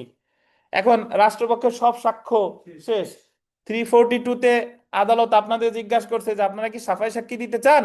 সাফাই সাক্ষী মানে হলো যে আমি তো করি নাই, অমুক অমুক অমুকও করে নাই। এটা হলো সাফাই সাক্ষী, ডিডব্লিউ। বুঝছেন? তাহলে সাফাই সাক্ষী মানে হলো দোষ স্বীকার না, সাফাই সাক্ষী মানে কি, আমি তো করিই নাই, অমুক অমুক অমুকও কি করে নাই। আর দোষ স্বীকার তো যে আমি তো করছি, অমুক অমুক অমুকও করছে। আর রাজ সাক্ষী হলো আমি তো করছি, অমুক অমুক অমুকও করছে, বাট আমারে প্রস্তাব দিচ্ছে রাজ সাক্ষীর, আমি এই জায়গা কি পাবো, খালাস পাবো, আর বাকি 2 জন পাবে কি, শাস্তি। বুঝছেন? কদবেলের উদাহরণ দিলে আমাদের তানভীর সাহেবের মাথায় ধরবে ভালো, যে অন্য প্রশ্ন তো কি বলতেছে যে কদবেল শুনলে হয়তো বা মনে থাকলেও থাকতে পারে। তাহলে আমার এই জায়গায় অনেক আলোচনা আছে, 3টা বিষয় নিয়ে আলোচনা করলাম। জাস্ট মনে রাখবেন দুষ্কর্মের সহযোগী, যোগ্য সাক্ষী, সাক্ষ্য আইনের কত ধারা, এইটুক পড়লেই হবে, এইটুক মনে রাখবেন, আর দরকার নাই। আর এই জায়গায় আর পড়বো না। বিগত বছরের প্রশ্নে আসেন, বিগত বছরের প্রশ্ন। দ্য এভিডেন্স অ্যাক্ট 1872-এর কত ধারায় an accomplice shall be a competent witness against an accused person, মানে একজন দুষ্কর্মের সহযোগী যোগ্য সাক্ষী হবে অন্যান্য অভিযুক্ত ব্যক্তির বিরুদ্ধে, কত ধারায়, 133। তারপরে প্রশ্নটা দেখেন, একজন দুষ্কর্মের সহযোগী যোগ্য সাক্ষী হবে কার বিরুদ্ধে, সহযোগী আসামির বিরুদ্ধে। আমরা 9 নাম্বার প্রশ্নে আছি। সেলফ প্র্যাকটিসের 9 নাম্বার পুরাতন বইতে নাই, বাট আমি একটু আপনাদের আলোচনা করে দিই যে ওই যে দুষ্কর্মের সহযোগীর বিবৃতি প্রাসঙ্গিক 30 ধারায়, মনে আছে কিনা পড়ছিলাম যে নিজের জড়াই অন্যান্য বিরুদ্ধে দোষ স্বীকার করলে এটা প্রাসঙ্গিক 30 ধারায়, কিন্তু তার কথা বিশ্বাসের অযোগ্য যদি অন্যান্য তথ্য দ্বারা সমর্থিত না হয় 114 খ। আর দুষ্কর্মের সহযোগীর যোগ্য সাক্ষী, তবে তার কথার সাথে যদি অন্যান্য ব্যক্তির কথার মিল নাও থাকে তবুও সাজা দিলে সেই সাজা কি হবে না, বেআইনি হবে না। এই কথাটা বলা আছে কততে, 133-এ। সেম কথাটাই জায়গা বলছে দ্য এভিডেন্স অ্যাক্ট 1872-এর কত ধারায় a conviction is not illegal, মানে একটি সাজা অবৈধ হবে না মেয়ারলি শুধুমাত্র because it proceeds upon the uncorroborated testimony of an accomplice, মানে এটা শুধুমাত্র দেওয়া হয়েছে দুষ্কর্মের সহযোগীর অসমর্থিত বিবৃতির উপর ভিত্তি করে। তাহলে বেআইনি হবে না কত, 133। বাদ বাকি যা আছে পড়ে ফেলবেন। আমরা চলে আসি ধারা 134, সাক্ষীর সংখ্যা। ধারা কত, 134, নাম্বার অফ উইটনেসেস।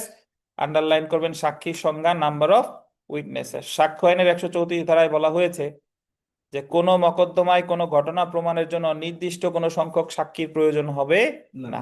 ইংরেজিটা আন্ডারলাইন করেন, no particular number of witnesses shall in any case be required for the proof of any fact.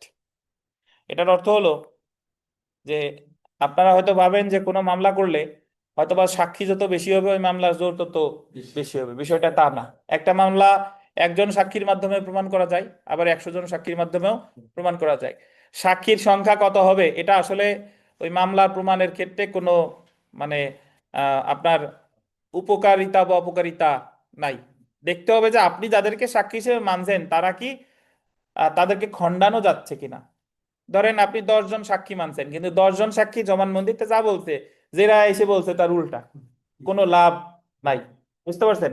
কিন্তু আপনার সাক্ষী আছে একজন, উনি জবানবন্দিতে যা বলছে জেরাতেও অটুট আছে, আসামি পক্ষের আইনজীবী উনারে খণ্ডাতে পারে নাই, তাহলে এই একজন সাক্ষী দিয়েই আপনি মামলায় রায় পাওয়ার অধিকারী। তার মানে এখানে সাক্ষীর সংখ্যা না, এখানে দেখতে হবে সাক্ষ্যের গুণগত মান, বুঝতে পারছেন? সাক্ষী 10 জন হলো, কিন্তু 10 জনই জেরার সময় উল্টো পাল্টা বলে গেল, কিন্তু সাক্ষী মাত্র একজন, কিন্তু উনি যা বলছে জেরাতেও তাই আছে, তাহলে তার গুণগত মান কি আছে? ঠিক আছে। এই ক্ষেত্রে মানে একজন সাক্ষীর মাধ্যমেই মামলা প্রমাণ করা যেতে পারে, এই হলো কথা। তো যদি বলে যে সাক্ষীর সংখ্যা সাক্ষ্য আইনে কত দাঁড়ায়, কয়জন লাগবে, নির্দিষ্ট কোনো সংখ্যা নাই। তো এই আলোচনা অনেক কথা বলছে, এই কথাই বলা, এটা পড়বো না, জাস্ট বিগত বছর প্রশ্নে আসি। দেখেন, no particular number of witness shall in any case be required for the proof of any fact. কোনো বিষয় প্রমাণের জন্য নির্দিষ্ট সংখ্যক সাক্ষীর প্রয়োজন নাই। কত দ্বারা? 134। তারপরে 2 নাম্বার, কোন মামলা প্রমাণের জন্য কতজন সাক্ষীর প্রয়োজন? কোন নির্দিষ্ট সংখ্যক নয়। 3 নাম্বার দেখেন, একটি দেওয়ানি মামলায় কোন ঘটনা প্রমাণের জন্য সর্বনিম্ন যে কজন সাক্ষীর প্রয়োজন? কয়জন? নির্দিষ্ট সংখ্যা আছে? নির্দিষ্ট সংখ্যা নেই। তো আমাদের একটু বিরতির পরে আমাদের পরীক্ষা আছে, আবার আরেকটু ক্লাস নেব, আজকে শেষ হবে না, আগামী আরেকদিন পড়বো আমরা ইনশাআল্লাহ। তার আগে বলে দিই, আগামী শনিবার আপনাদের সাক্ষ্য আইনের 100 মার্কের পরীক্ষা। আগামী শনিবার, একটু একটু শুনে নেন, আমি বলে দিই, আগামী শনিবার হলো সাক্ষ্য আইনের 100 মার্কের পরীক্ষা। আর কালকে সাক্ষ্য আইনের পরীক্ষা আপনার এই জায়গায় এই প্রথম 20 পেজ, আইন পাঠের প্রথম 20 পেজ ক্লাস টেস্ট। আমরা আইন পাঠের সাক্ষ্য আইন শুরু হয়েছে না, এই সাক্ষ্য আইনের প্রথম 20 পেজ পরীক্ষা। জি, আগামীকাল, জি, ক্লাস টেস্ট। তারা উল্লেখ করে নেয় আইন পাঠের প্রথম 20 পেজ। 20 পেজ মানে হলো এপিঠ ওপিঠ ধরলে 2 পেজ হয়, 1 2 3 4, মানে পাতা হয় 10টা, পেজ হয় 20টা।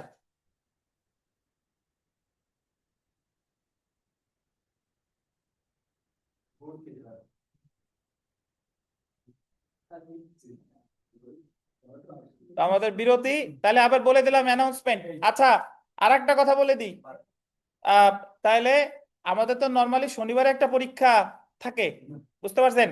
তাহলে শনিবারে আমরা আগামী শনিবারে আমাদের সাক্ষ্য আইনের কি হচ্ছে 100 মার্কের পরীক্ষা। তাহলে ওই পরীক্ষাটা, আমাদের শনিবারে যে পরীক্ষাটা, ওই পরীক্ষাটা হবে রোববারে। রোববারে কি হবে আমি বলে দিই, সেটা হলো আমার কি, আসেন কেন? আহ, না, এত চাপ আপনি যত নিতে পারেন, আপনাদের তো পরীক্ষা। ফৌজদারি হলো 201 থেকে 403, এই জায়গায় মাঝে ধারা নাই, ওই ফৌজদারির মাঝে ওই ধারা কম, 201 থেকে 403। আর দণ্ডবিধি হচ্ছে আপনার 201 থেকে আপনার ওই যে 311। একটু গ্রুপে দিয়ে দিন, আমি বলে দিই, আবার বলে দিই যারা যারা বুঝেন নাই। এটা আপনারা চাপ বলতে, এটা না নিলে তো আপনি পারবেন না, আমার সামনে হলো পরীক্ষা। আমি বলে দিই, আগামী শনিবার সাক্ষ্য আইনের 100 মার্কের পরীক্ষা, আর আগামীকাল হলো সাক্ষ্য আইনের প্রথম 20 পেজ ক্লাস টেস্ট। এটুক তো বুঝছেন? আর এই যে শনিবারে যে আমরা পরীক্ষাটা দেই, এই শনিবারের পরীক্ষাটা হবে আগামী কি রোববার। রোববারের বিষয়বস্তু হচ্ছে ফৌজদারি কার্যবিধির 201 থেকে 403, আর দণ্ডবিধির 201 থেকে 311।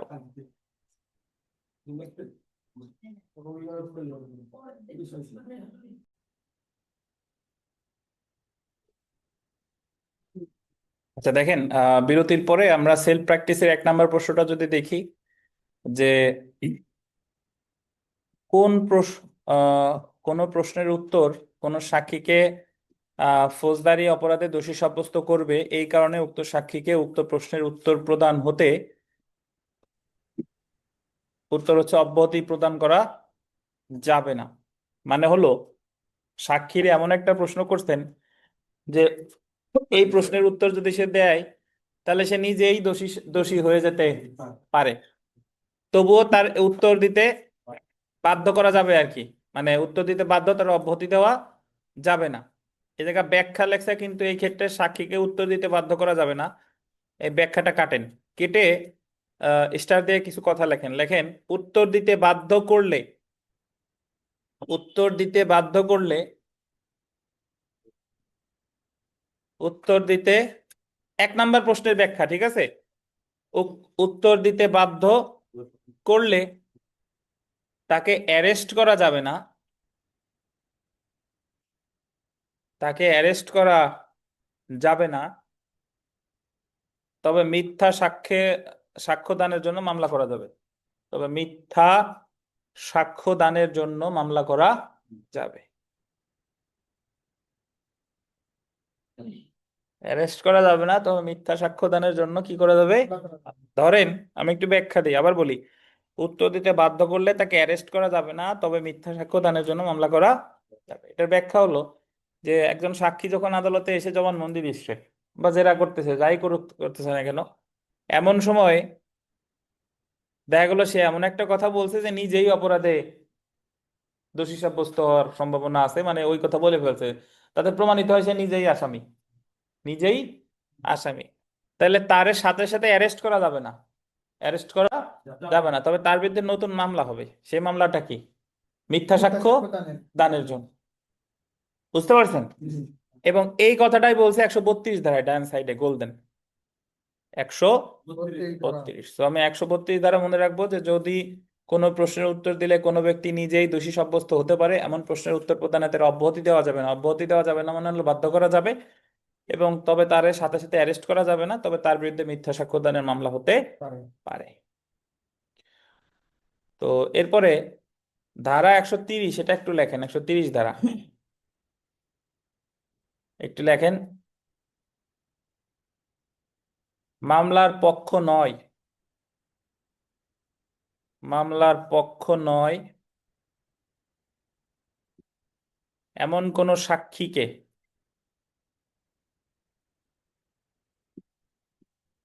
মামলার পক্ষ নয় এমন কোন সাক্ষীকে দলিল দাখিল করতে বাধ্য করা যাবে না।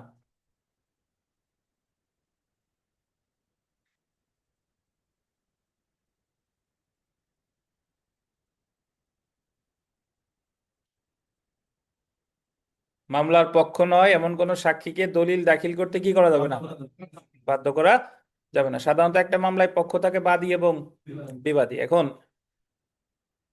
একজন সাক্ষী, সে মামলার কোনো পক্ষ নাই, কিন্তু তারে যদি দলিল হাজির করতে বলে দেওয়ানি মামলায়, তারে দলিল হাজির করতে কি করা যাবে না, বাধ্য করা যাবে না। এইটা হলো কত ধারায় আছে? 130 ধারায়। আমরা চলে আসি পরের টপিকে, সাক্ষীর সাক্ষ্য গ্রহণ।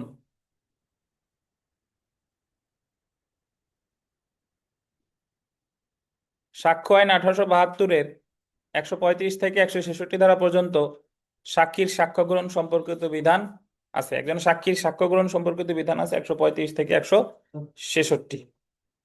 তো এর মধ্যে আগে একটু ধারা 135টা লেখেন। ধারা 135, ধারা 135 দিয়ে লেখেন order of production. Order, order,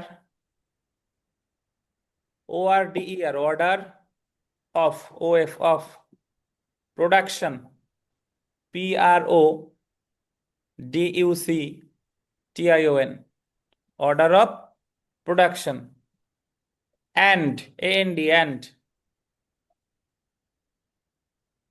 examination,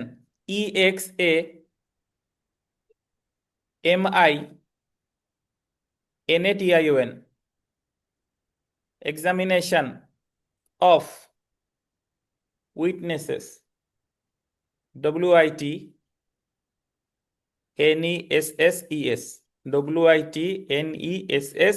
WITNESSES।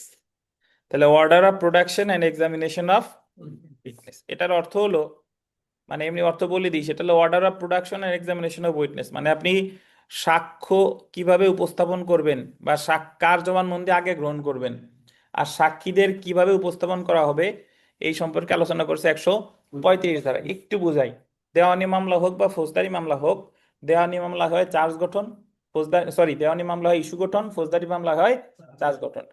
তো ইস্যু গঠন বা চার্জ গঠনের পরেই সাক্ষ্য গ্রহণ শুরু হয়, সাক্ষ্য গ্রহণ শুরু হয়। এখন সাক্ষ্য গ্রহণ কি আগে আসামি সাক্ষ্য গ্রহণ করবে নাকি আগে বাদীর সাক্ষ্য গ্রহণ করবে, এই সম্পর্কে সাক্ষ্য আইনের 135 ধারায় বলছে যে দেওয়ানি এবং ফৌজদারি কার্যবিধিতে যা আছে সেটা অনুসরণ করবে।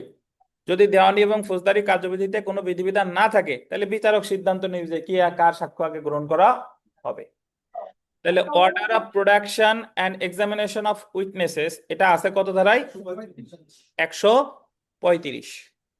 এবার 136 ধারা যদিও আগে পড়ছি, বাট তারপরে একটু লেখেন, ধারা 136,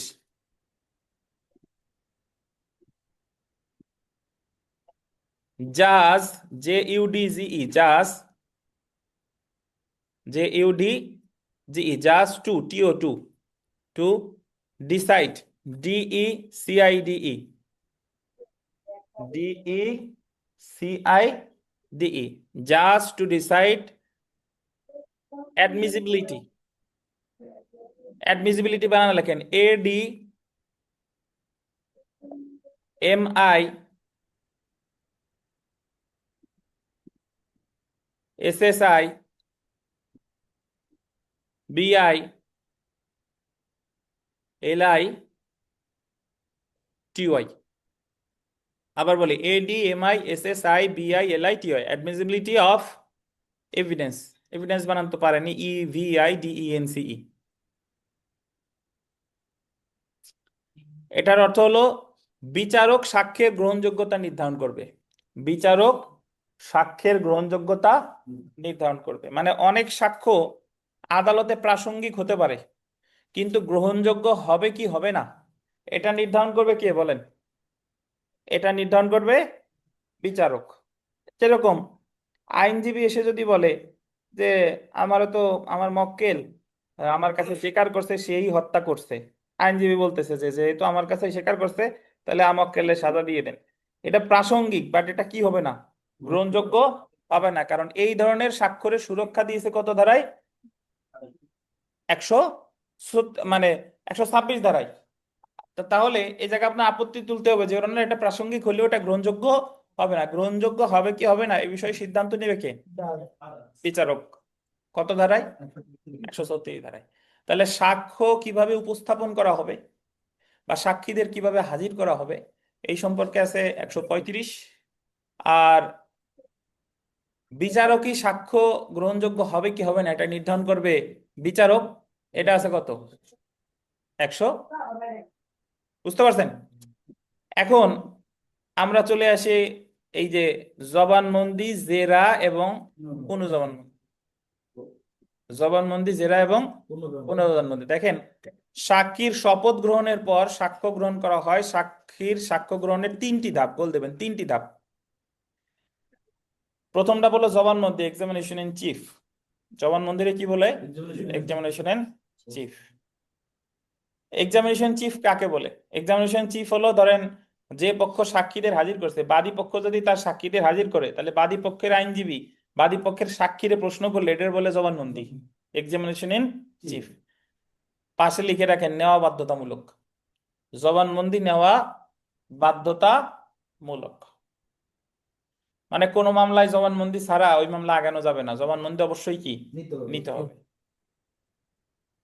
তারপরে দেখেন জেরা বা ক্রস এক্সামিনেশন। সো যে পক্ষ সাক্ষী হাজির করছে সে পক্ষ সাক্ষীরে যখন প্রশ্ন শেষ তখন প্রতিপক্ষের আইনজীবী যখন ওই সাক্ষীরে প্রশ্ন করবে এটার বলে জেরা, এটার বলে কি জেরা।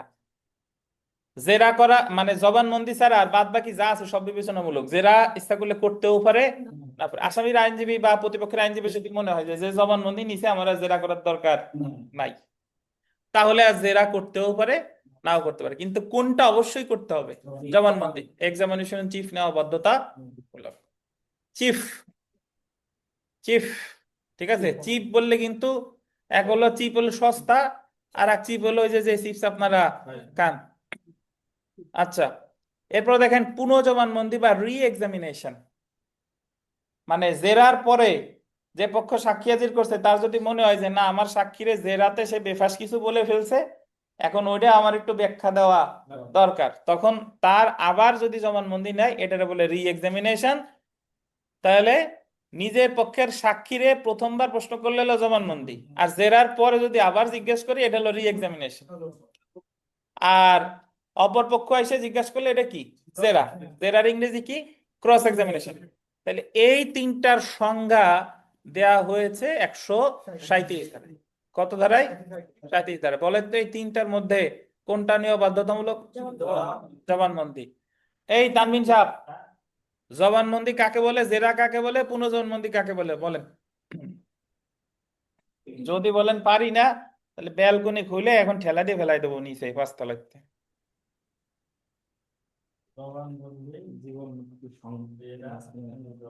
জবানবন্দি, জেরা, পুনঃজবানবন্দি উদাহরণ দিয়ে বলেন, তাহলেই হবে।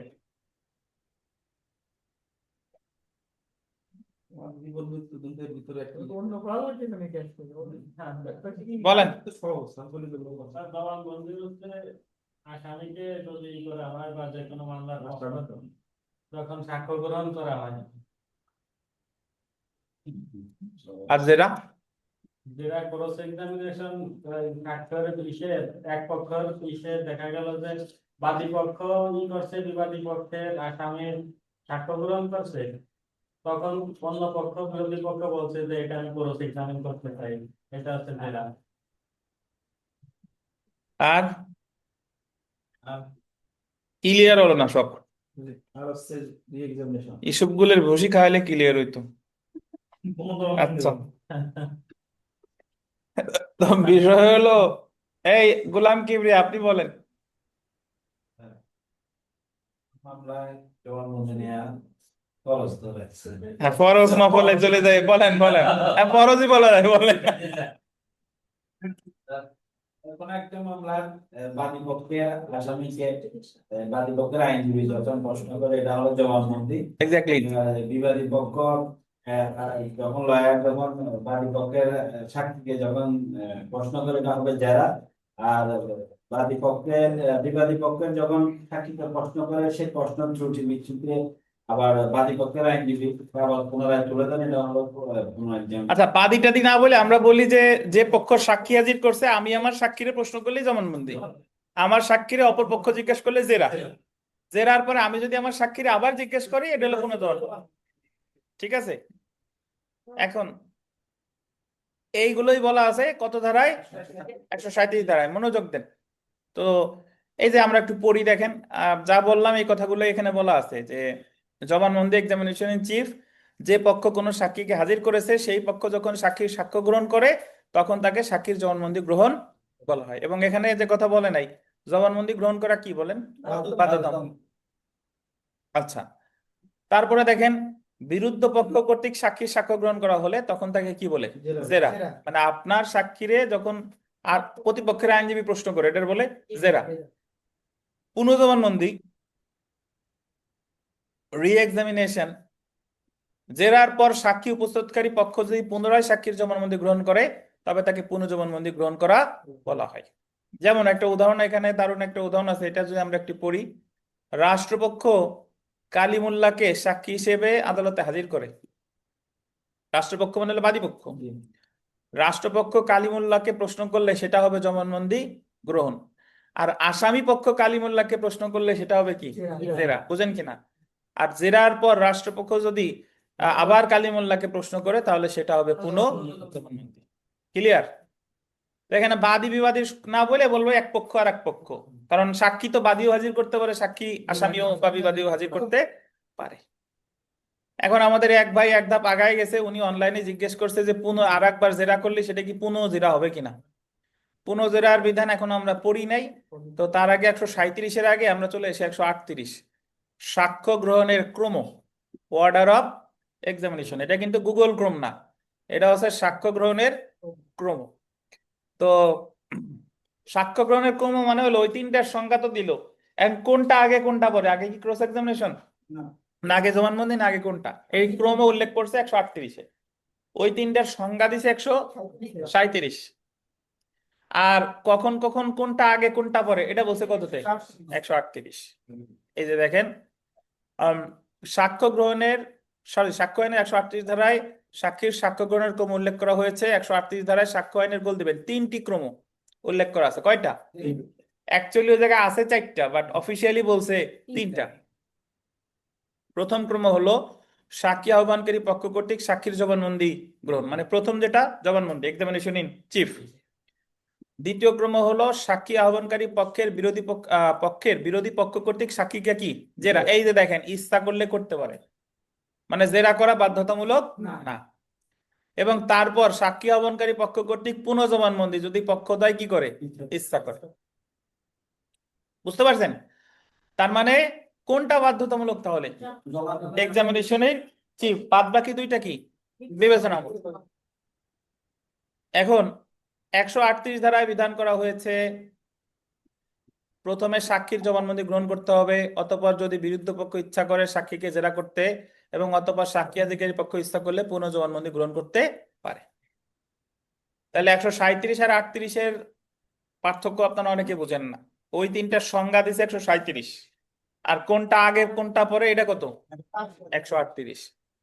জেনে রাখা বলো, সাক্ষীর জবানবন্দি গ্রহণ ও জেরা অবশ্যই গোল দিবেন প্রাসঙ্গিক বিষয় সম্পর্কে হতে হবে। প্রাসঙ্গিক বিষয়, প্রাসঙ্গিক বিষয় বুঝান তো, একটা মামলায় কয়টা বিষয় সাক্ষ্য দেওয়া যায়? 2টা, বিচার্য বিষয় আর প্রাসঙ্গিক। এখন আপনি জেরা করতেছেন এমন একটা বিষয় নিয়ে যে এটা আমার মামলার বিষয়বস্তুই, এটাই জেরা করা যাবে না বা জবানবন্দি নেওয়া যাবে না।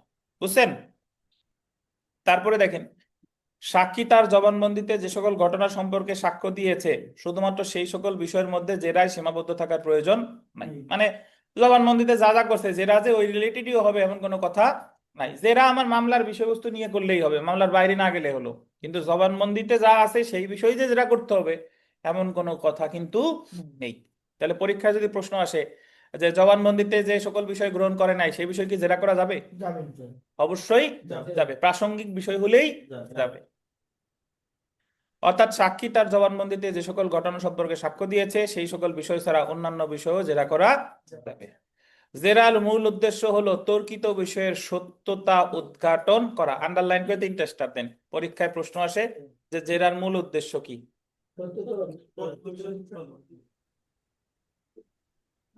তাই যে কোনো মামলার বিবাদীর হাতিয়ার হলো জেরা। বুঝছেন? কারণ বাদী তো সাক্ষীদের আইনে অনেক কিছু দিয়ে বলতে পারে, কিন্তু এটাতে খণ্ডানোর দায়িত্ব কখন খণ্ডাবে, কখন? জেরার সময়। তাহলে পুনঃজবানবন্দির নির্দেশনা দেখেন, ডিরেকশন অফ রি এক্সামিনেশন। জেরায় সাক্ষী যে সকল বিষয় উল্লেখ করে পুনঃজবানবন্দিতে সেইগুলোর ব্যাখ্যা চাইতে হবে।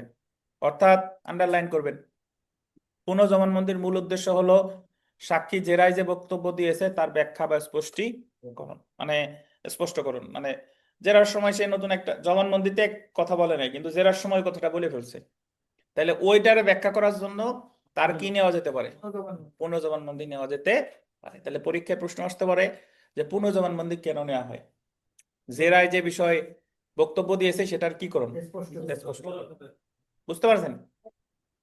তারপরে দেখেন, আদালত অনুমতি দিলে পুনঃজবানবন্দিতে নতুন বিষয়ে সাক্ষীকে জিজ্ঞাসা করা যায়। মানে আদালত যদি অনুমতি দেয়, পরীক্ষায় প্রশ্ন আসতে পারে যে পুনঃজবানবন্দির সময় নতুন বিষয় জিজ্ঞাসা করা যাবে কিনা। যাবে, যদি আদালত কি দেয়, অনুমতি দেয়। যদি আদালতের অনুমতি নিয়ে পুনঃজবানবন্দিতে নতুন বিষয়ের সূচনা করা হয় তাহলে বিরুদ্ধ পক্ষ সেই সকল বিষয় আন্ডারলাইন করুন অধিকতর জেরা করতে পারে। তাহলে পুনঃজবানবন্দির পরে আর একটা ধাপ আছে, পুনঃজেরা নাকি অধিকতর জেরা বা further cross examination. Further cross examination তখনই করা যাবে যখন পুনঃজবানবন্দিতে নতুন কোনো বিষয় আসছে, কিন্তু পুনঃজবানবন্দিতে নতুন কোনো বিষয় না আসলে ফার্দার ক্রস এক্সামিনেশন করা যাবে না। তাহলে আমি একটু একটু ধৈর্য ধরে শুনেন। জবানবন্দি নেওয়া কি বাধ্যতামূলক? জবানবন্দি আর জেরা হবে কি বিষয়ে? প্রাসঙ্গিক বিষয়। জবানবন্দিতে যা যা জিজ্ঞেস করছে জেরাতেও কি তাই তাই করবে না, প্রাসঙ্গিক বিষয় করতে পারে। জেরার উদ্দেশ্য কি? তর্কিত বিষয়ের সত্যতা উদ্ঘাটন নাকি? জেরায় যদি কোনো বিষয় উল্লেখ করে সেটা স্পষ্ট করবে কিসে? পুনঃজবানবন্দিতে। আর পুনঃজবানবন্দিতে নতুন বিষয়ের উদ্ভাবনা, নতুন বিষয় প্রশ্ন করা যায়? যায়। কে দিলে? আদালত অনুমতি দিলে। যদি নতুন বিষয় প্রশ্ন করে তাহলে কি করা যাবে? অধিকতর জেরা করা যাবে। এই হলো কথা, অধিকতর জেরা করা যাবে। তাহলে অ্যাকচুয়ালি ক্রমও আছে 4টা, কিন্তু বাট পরীক্ষায় যদি আসে হবে কয়টা? 3টা। পরে স্বীকৃতি দেয় নাই আর কি। এই 3জন স্বীকৃতি দিয়েছে দেখেন। হ্যাঁ দেখেন, এই কথাগুলো সবই 138 দ্বারা। হ্যাঁ সব 138-এ। জি, তাহলে নিম্নের সাক্ষ্য গ্রহণের কোন ক্রমটি সঠিক? ক্রম মানে কোনটা আগে কোনটা পরে? আগে জবানবন্দি, জেরা, তারপরে কি? জবানবন্দি। এই কেউ বলেন নাকিনুর, পুনঃজেরা কখন করে? পূর্ণ করা হলে যদি বাদী পক্ষে যদি কোনো ভুল ওই ভুল শুধরানোর জন্য পরবর্তীতে জেরা করা হবে। ফেরদৌস, পুনঃজেরা তো নাই, আছে কি? অধিকতর জেরা।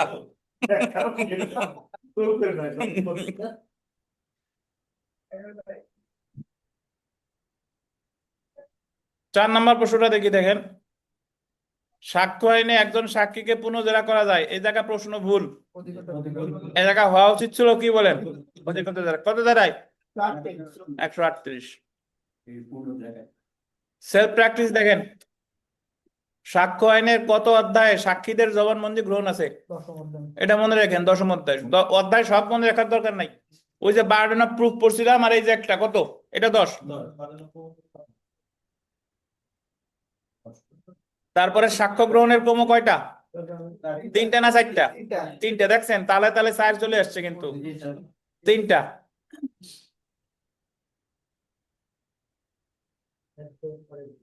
বাদ বাকি যা আছে পারবেন। তার মধ্যে সর্বশেষ প্রশ্নের আগের প্রশ্নটা, সর্বশেষ প্রশ্নের আগের প্রশ্নটা, একজন ব্যক্তিকে কোনো নথি দাখিলের জন্য সমন দেয়া হলো, তারে বলছে যে তুমি এই দলিলটা হাজির করো। যখন সে নথি দাখিলের জন্য হাজির হলো, মানে তারা কিন্তু সাক্ষী হিসেবে সমন দেয় নাই, কি দিছে? দলিল দাখিলের জন্য। যখন সে হাজির হলো তখন সে সাক্ষী হয় না, বরং তাকে সাক্ষী হিসেবে না ডাকা হলে তাকে জেরা করা যাবে না। তাহলে নথি হাজির করার জন্য সমন দিলে নথি হাজির করবে, এই বিষয়ে তারা জেরা করা যাবে না। জেরা করতে হলে অবশ্যই তারা কি হিসেবে আহ্বান করতে হবে? কত ধারায় বলছে ডান সাইডে দেখেন, 139। এই বিষয়টা কোর্টে তো প্র্যাকটিস করে এরকম, মানে জেরা করে। যেটা করে। তাহলে আপত্তি দিবেন, স্যার 139 ধারায় কথা আছে, আমরা তো সাক্ষী হিসেবে ডাকে নাই। আপত্তি দেওয়া হয়েছে? আপত্তি দেওয়া হয় নাই। জেরা করতে স্যার 139 ধারা দেখতে মর্জি হয়, তার তো দলিল দাখিলের জন্য ডাকছে, তাহলে তো সাক্ষী হিসেবে ডাকে নাই। তারপরে দেখেন সাক্ষীর চরিত্র বিষয়ে। এই সাক্ষী আমাদের মাহবুব সাহেব, ওনার চরিত্র ভালো নাকি খারাপ, এটা কখন প্রশ্ন করা যাবে? দেখেন, জেরা বা পুনঃজবানবন্দিতে নেওয়া যেতে, জবানবন্দিতে নেওয়া যাবে না, কখন? জেরা বা পুনঃজবানবন্দি। তাহলে এটাও ইম্পর্টেন্ট। ধারা 140 পরীক্ষায় প্রশ্ন আসবে, এই দুটো ভিভিআই, যে সাক্ষীর চরিত্র বিষয়ে প্রশ্ন করা যাবে কখন? জেরা বা পুনঃজবানবন্দির সময়। তো আজকে এই পর্যন্তই, ভালো থাকবেন। এখন আমরা আজকের ক্লাস টেস্টে চলে যাব, আর আগামীকাল সাক্ষ্য আইন শুরু হয়ে মানে সাক্ষ্য আইন ইনশাল্লাহ শেষ হয়ে যাবে। তো আর পরীক্ষা টরীক্ষার কথা তো বিস্তারিত জানেন, তারপর না জানলে গ্রুপে বলে দিব। আজকে এ পর্যন্তই, ভালো থাকবেন। এখন আমরা 40 মার্কের ক্লাস টেস্টে চলে যাব। ভালো থাকেন স্যার, আসসালামু আলাইকুম।